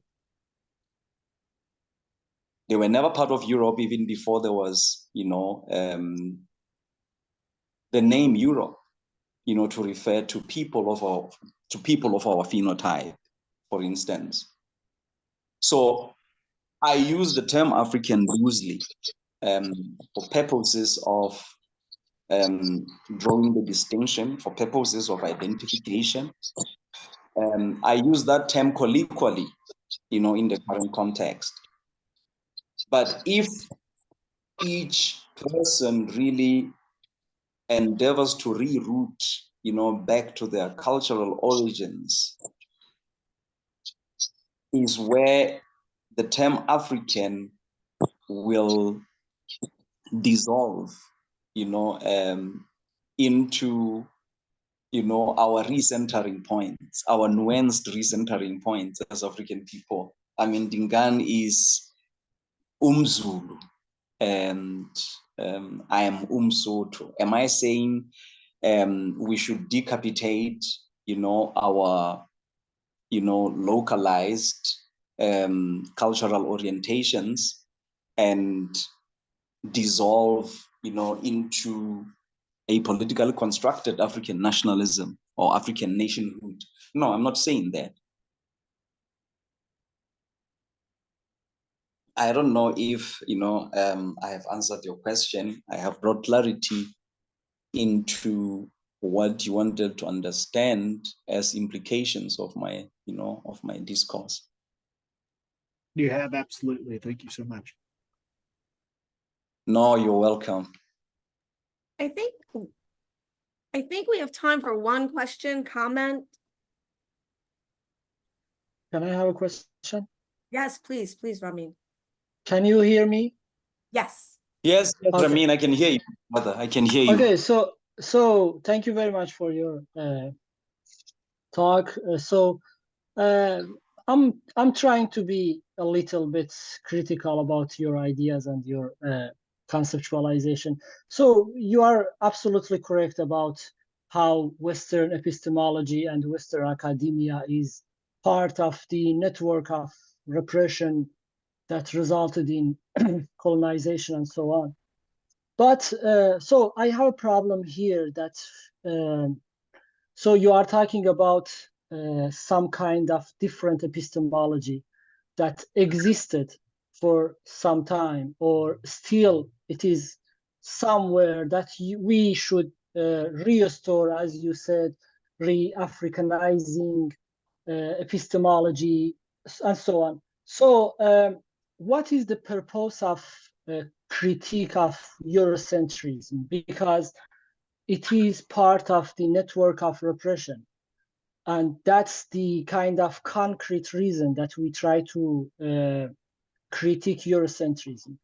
But do we have any kind of evidence that other forms of, other epistemologies, other forms of knowledge never been repressive, or even when we produce a new form of epistemology, how we can guarantee that these new forms of knowledge are not repressive? As we know, as Foucault famously said, power is equal to, knowledge is equal to power. So any form of knowledge is eventually a form of repression.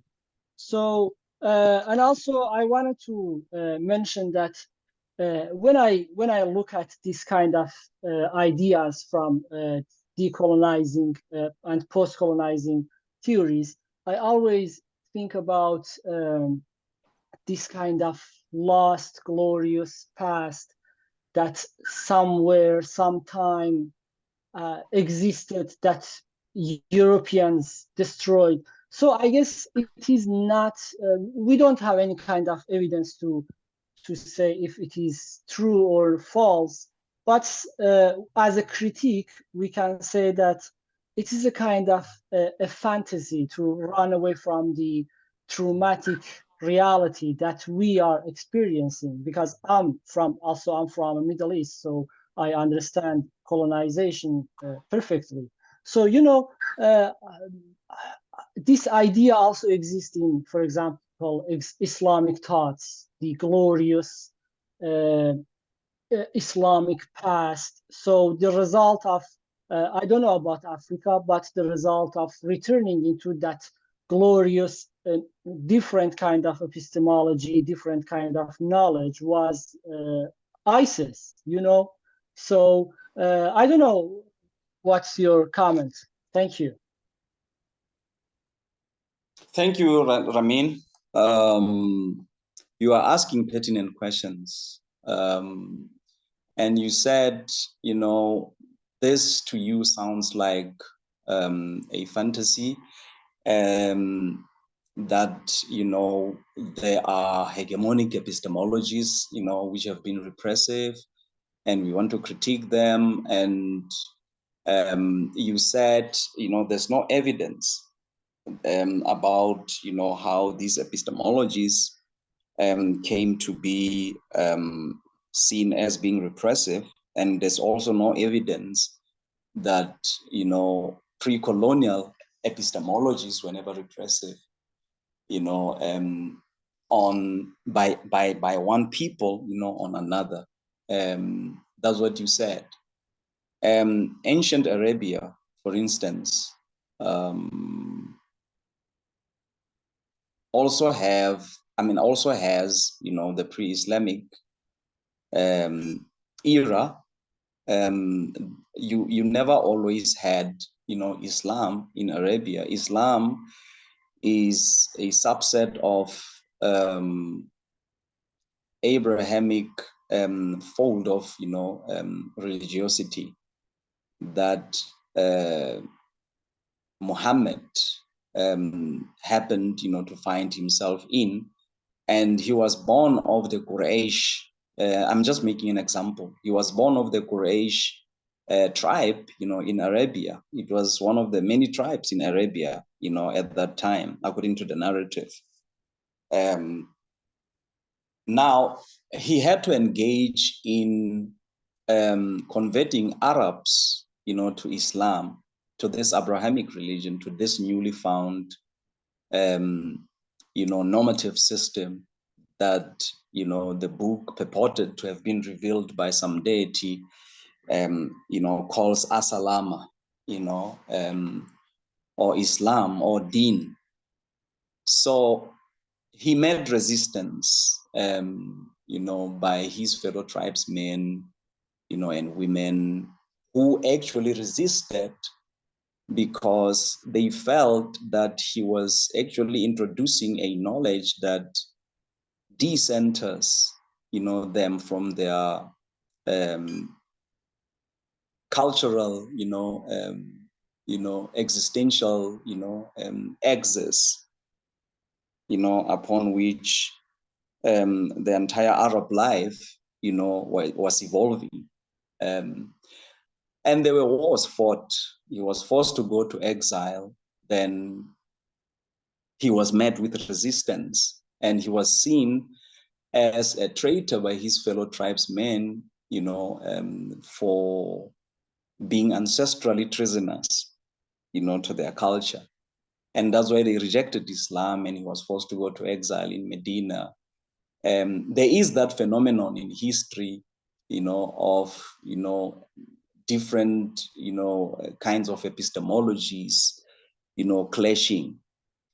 But the clash would be when amidst a particular, culture, arises something heretical, something, far from the center, something that threatens the very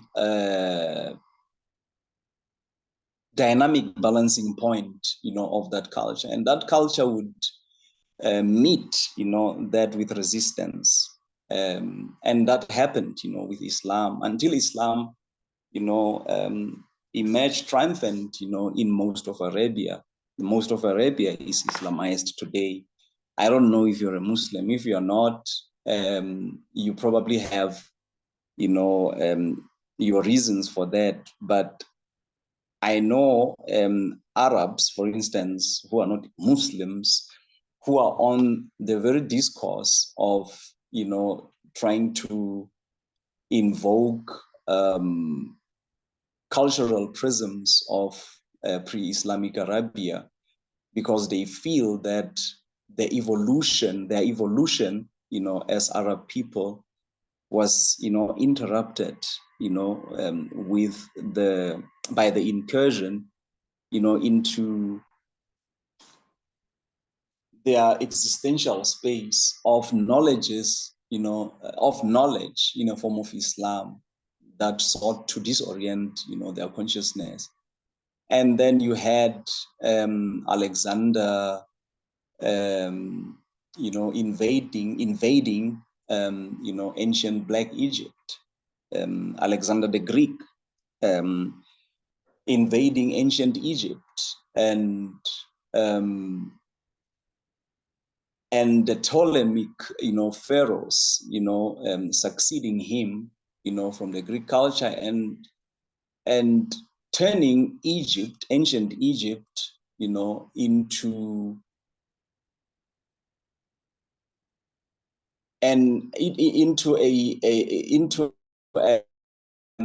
a space, wherein their rise as imperialist, was highlighted politically, religiously. There was biblioclast that was engaged in. Scrolls were burned. I mean, there is that history, of epistemological repressions, by one group of people on another, and we have seen the incursion of Islamized, Arabs into Africa, and what they did in North Africa, that is today largely, Islamic. The displacement of the indigenous peoples of, countries such as Morocco, Tunisia, Egypt itself, Libya, how, those countries got Arabized. And that was forcefully done. And the sub-Saharan Africa, that is Maghreb Africa, so-called, and you have Saharan Africa and the sub-Saharan Africa also went through that with the incursion of the Portuguese, and the English,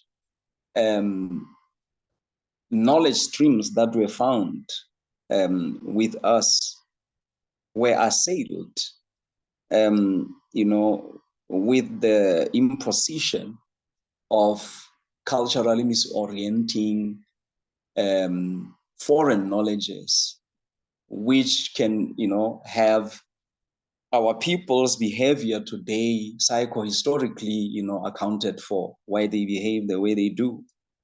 Because there has to be psychological analysis also done in how people behave. A recourse is given to predetermined course of events, which have them engage with other people on an unequal footing, them as, you know, the captives and other people as captors, them as the invaded and other people as invaders. We know it's a provable, you know, phenomenon that the most part of the globe is epistemologically academized. So people are removed from their centers. And even among people who are removed from their centers, there are those who have, you know, appointed themselves to be mouthpieces, defenders, you know, of and agents, you know,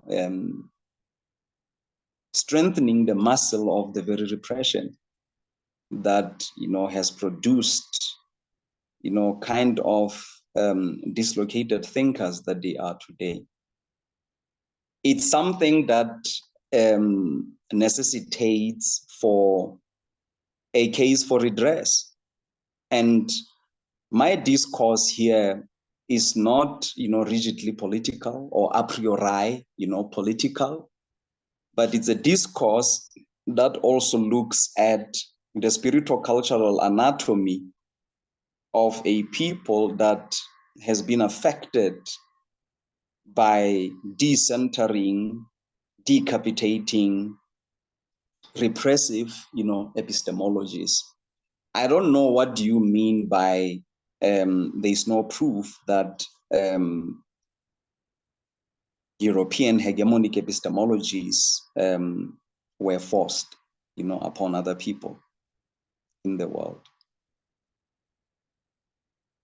Do you really mean to say there is no historical account that crystally makes it clear how what we embrace as education today was introduced and the origins, you know? Well, Yes, I'm listening. what I meant was just simply we know exactly that Western culture, Western politics, Western epistemology still is repressive, still is hegemonic. And yeah, we need a kind of decolonization, de-Eurocentrism. My question was how we know our alternative is an alternative for real. So I'm not talking about Eurocentrism. Your critique about Eurocentrism is absolutely correct. I'm talking about your alternative. I'm talking about your kind of new epistemology. So my question is, just being different is enough, and then how we know that new forms of epistemology doesn't begin with repressing other forms of epistemology. And also, well, you use concepts and terms like autonomy, and well, it is completely related to the other concepts like subjectivity, subjugation. So these concepts are deeply Eurocentric. These concepts are the results, concrete results in enlightenment. So I don't know other nations before, even when we talk about nation itself is a Eurocentric concept. You know, continent is itself Eurocentric concept. all of I said, all of this, yeah. So, my point, my question is, how do we know that our alternative is not a new form of repression, is not a new form of colonization?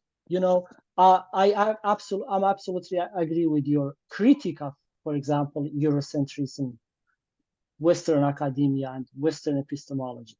But I'm asking about your alternative. it's not an alternative.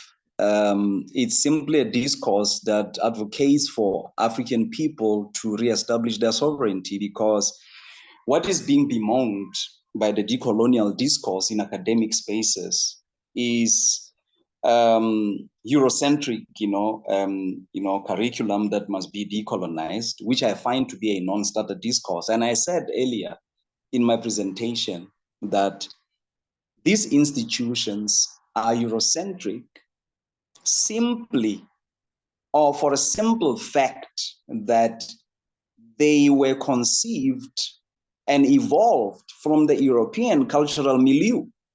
They can never be anything else.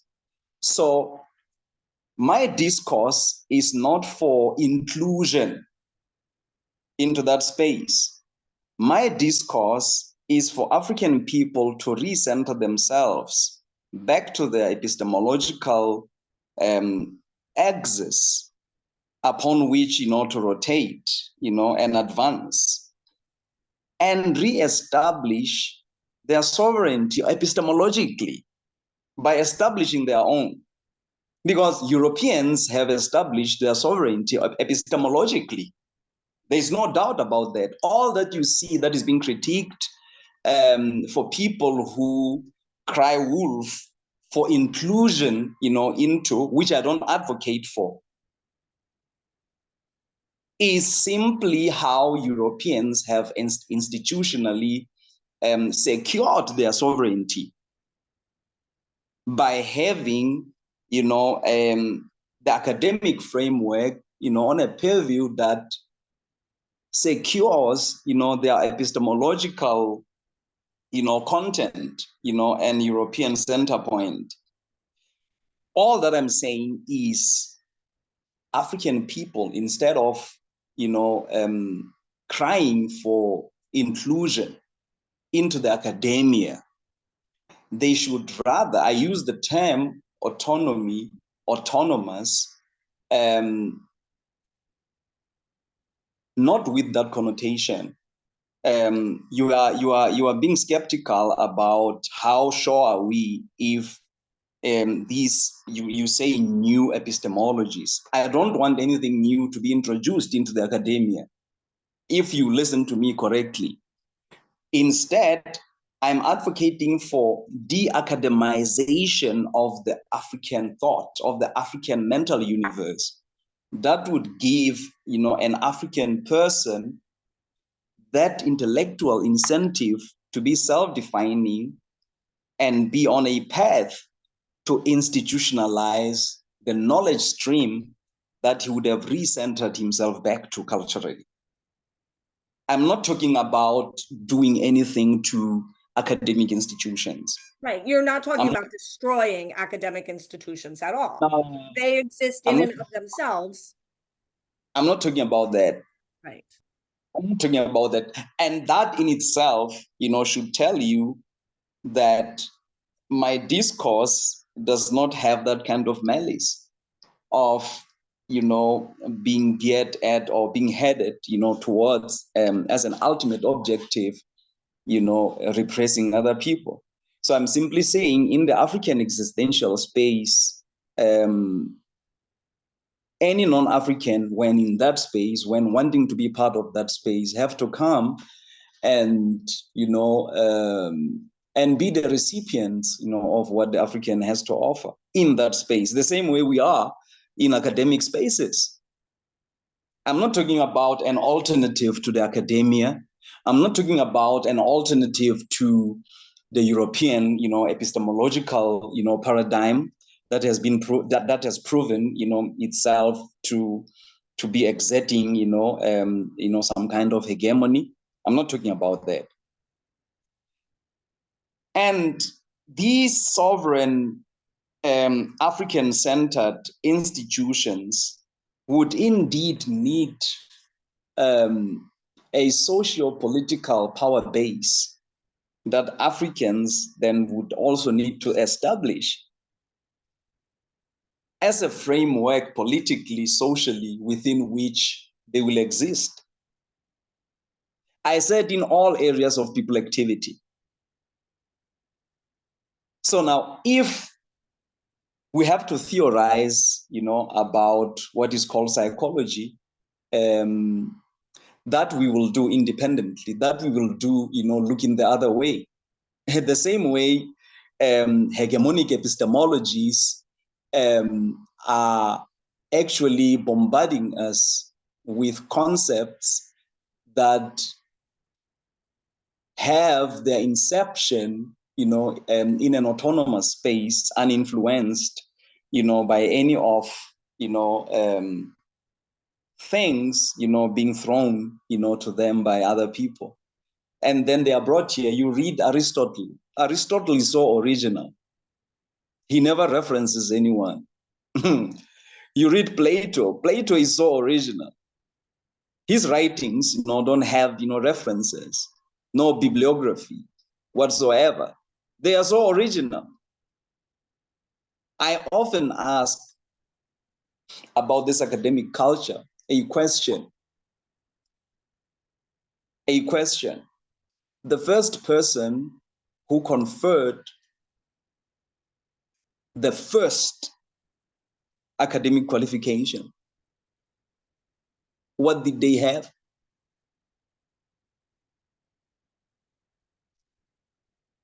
An autonomous thought, an autonomous mind that created that framework. And I'm simply saying we too can do it.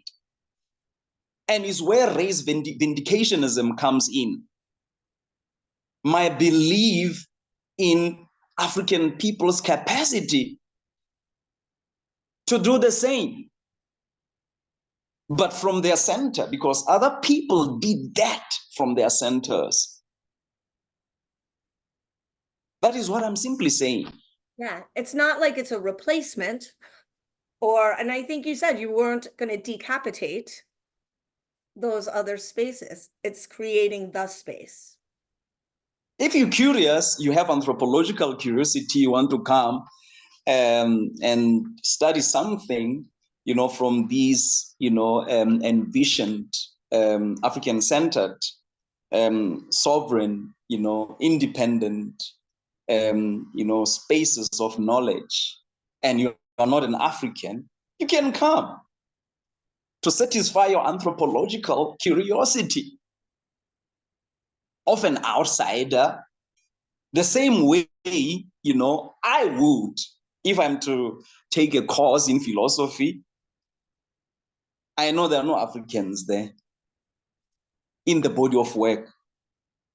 So I will be imbibing the content and regurgitate it, to other African people who are dislocated in thinking. Because those places, believe you me, are so enviable to African people. I mean, when you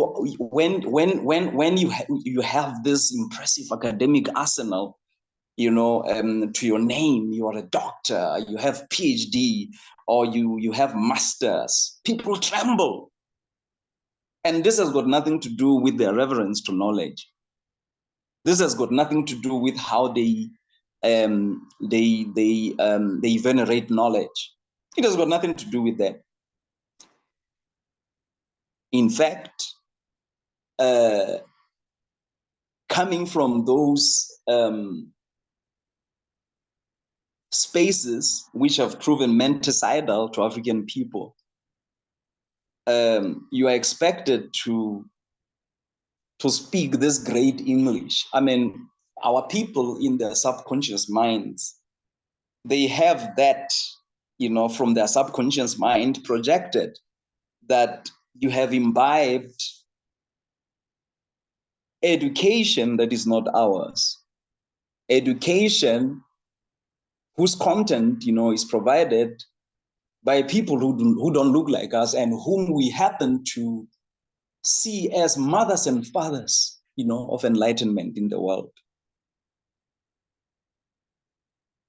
So that is a serious damage to the collective roots of our consciousness as African people that must be repaired.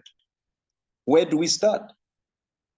Relocating our center and not take what we get from that center to the academia as impressive African-centered or Afrocentric topics that will be sprinkled all over the Eurocentric curriculum. And we say, yay, we have decolonized this institution. I'm not talking about that. We have African anthropology now. You have African anthropology. It's a sub-discipline under the mainstreamer anthropology, which is European proper. You will remain having the African thought made analogous to the European worldviews, to the European intellectual traditions. You'll be like Frantz Fanon, who negated a discourse that is aimed at retrieving, the best of our culture from our past, but at the same time participating in other people's past intellectually. He was a pupil of Jean-Paul Sartre. That's why he embraced existentialism. As an existentialist, he would obviously not see the importance of history and culture in the development of the epistemology of his people's liberation. He's an existentialist. I mean, existentialism says there's no such thing as essence to man. There is nothing more to man than his day-to-day, experiences. You are that.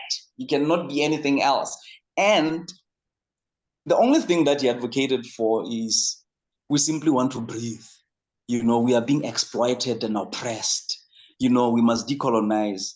Now, he dealt with the blemishes and skirmishes of the problem and not the problem itself.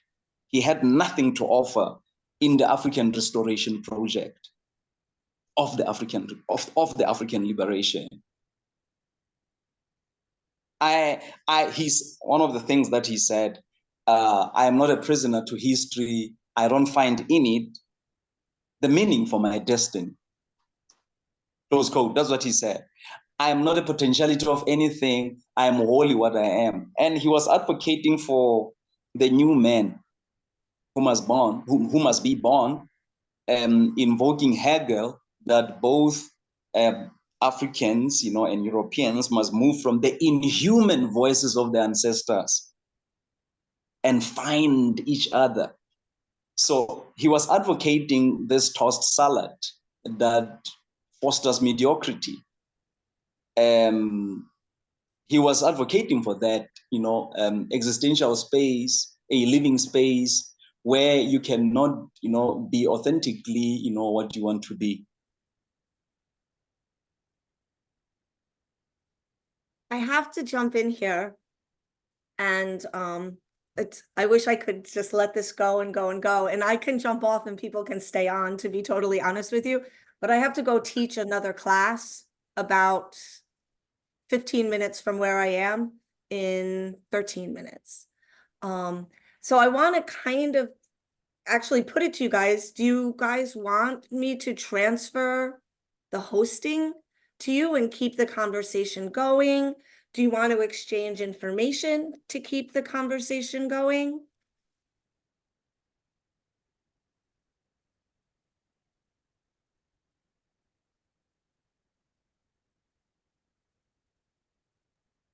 I will gladly give my email to continue this conversation. Itu, it has been a pleasure to talk to you. This is amazing. I really hate to do this, and we have students meeting us in the community, so it's not even like they're like in a classroom where I can say like, oh, I'm gonna be late. Like I'm meeting them on the corner of like Lee or like First and Marshall Street or something like that. I can message in our group meet right now too. Oh, yeah, Patrick's in that class. Yeah, just tell them we're running like 10 minutes late. Because I don't want to just drop this, because this was just when the conversation to me was amazing.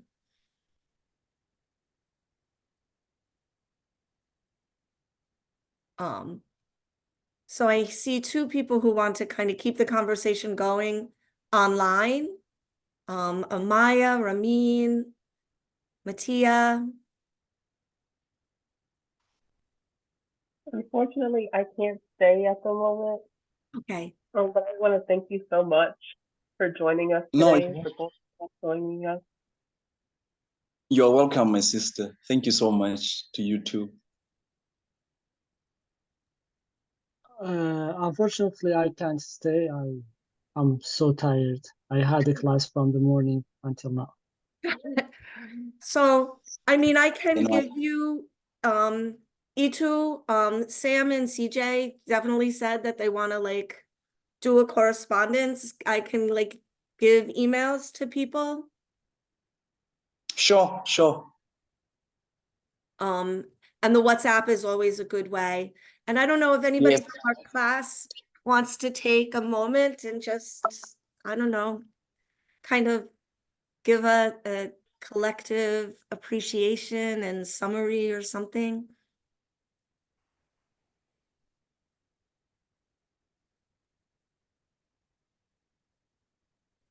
Itu, I really appreciated everything that you said today. And I also want to thank Singani as well. A lot of the things that you guys talked about, I know like my parents were really trying to get me to learn growing up.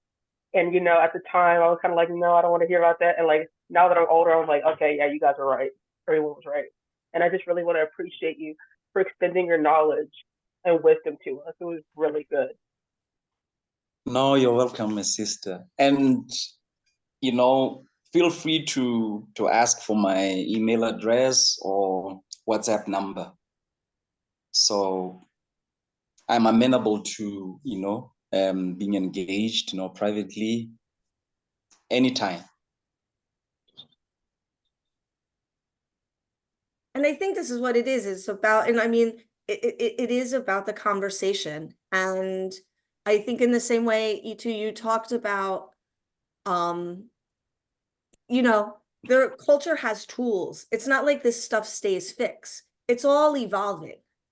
You know, so it's not like you know, there's an advocacy to going back to, you know, some time in ancient life, that we are where we are now, and there's an evolution. And it's not saying you throw out the tools. It's not saying you throw out the academy. It's where are the spaces beside it.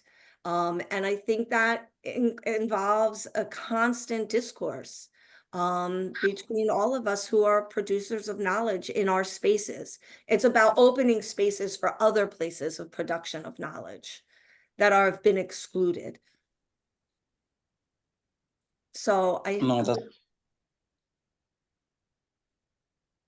hope the conversation continues. So I thank you guys tonight. Thank you for staying late. Thank you for your questions. And I hope we can engage. And Amaya, I'm looking forward to next week. Thanks, everybody. Have a great week. Thank you. No, Thank same to you. you. Thank you. Thank you. Sam, thanks. Sure. Thanks, Brother Itu. Hey, my brother, thank you so much. You put me in a hot seat. You and Susan, you know, in a hot seat today. All I can remember. I cannot tell if this thing. I'm trying to meet you. I was saying that all you remind me of is you remember Professor Kaba from University of Zululand, who refused to write his PhD in English. Yeah. You remember that guy? And yes. he told people that, look, I'm a Zulu. I'm writing about Zulu. I'm writing the PhD about my history. I'm going to write it in my language. If you want to read it, you have to know the language or you have to get some translators. He said, I'm not an Englishman, but I had to learn English. So if you are interested in my work, come on. And then I remember Mazisi Kunene writing Unotumehle Zigamenzi, Shaka the Great, who refused to write the book in English. He wrote the entire thing. Shaka the Great was written in Zulu until the United Nations and the ANC forced him, because he was the first secretary of ANC. They told him that, hey, look, man, we're trying to engage with the global world in order for these people to come and assist us here. You cannot refuse to get this thing in English. He had completely, he was like, no, I'm not writing the history of Shaka in English. I'm writing in my language. I'm writing about him. I'm not getting there. He totally refused. Karl Marx wrote in Germany, right? Karl Marx. Yeah. Das Kapital, his work with Friedrich Engels is in German, right? Yeah. But we find it in English.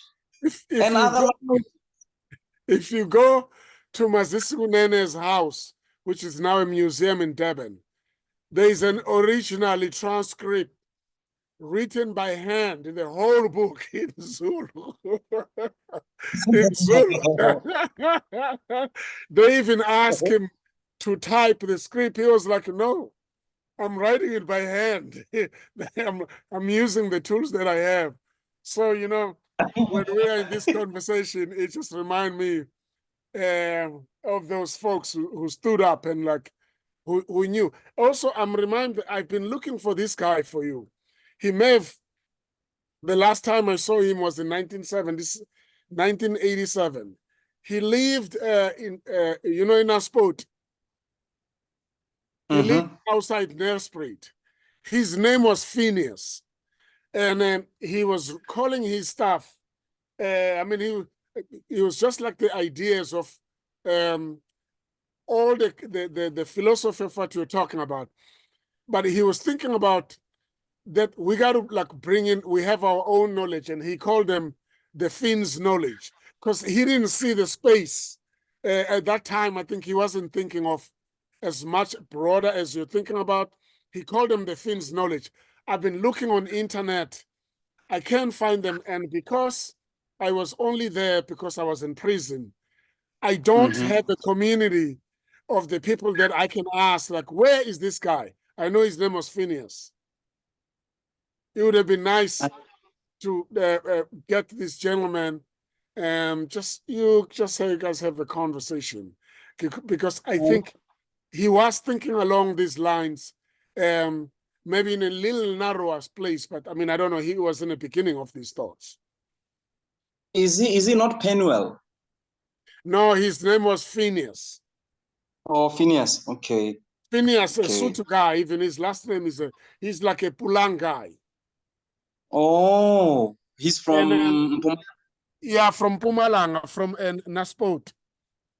Yes.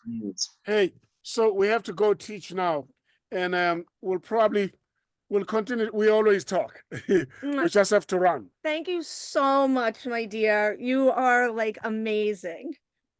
No, same, Susie, same Dingan, and thank you so much. Have a good sleep. And good talk with Juana today too. So I think that the things are good. Yep. And so we'll walk, but it's gonna go away. We're walking up. Yeah, and please, Where did I put my key? My brother, Yes. My brother, did Yes. Susan update you with No, I haven't yet. or you haven't? Okay. There's hope. She will talk to me Yeah, tonight. we will talk. We'll talk. Okay. She'll update you. There's hope. Thank you. I think there's good hope, E2. I didn't get that. All right. I actually, how we Oh, go? my God. Oh, we can write the talk too. Okay. Can you hold it? You Thank didn't you. lock it. Need to go. Thanks, family. Thanks. Oh, okay. Okay. Thanks, And we're Susan. staying here. He has to go pee. Thanks. Thank you so much. And I think that Prescott looks good. It does. It does. Pretty much. Pretty much compared to Goddard.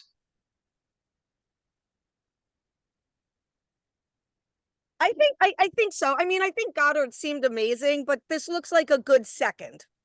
It is, and everything works, in my favor at the moment. It's like it was a blessing in disguise, The unfortunate thing that happened, I don't wish that on anyone, but I think so. I really love Prescott. Oh. I really love Prescott. The interdisciplinary, studies program that they have. It seems, much broader, than individualized studies, Much broader. That Goddard offered. And then on tuition also, they are lower than Goddard. Yeah, which is good. And they have the PhD. Yes, you said, yes. Oh, can you hear me? No. So if you want to stay, you can actually stay for that PhD. No, All I'm right, going we're to. gonna lose you because we're starting the clock. All right, my dear, I'll talk to you tomorrow. Thank you. Tomorrow. No, thank you so much. Yeah.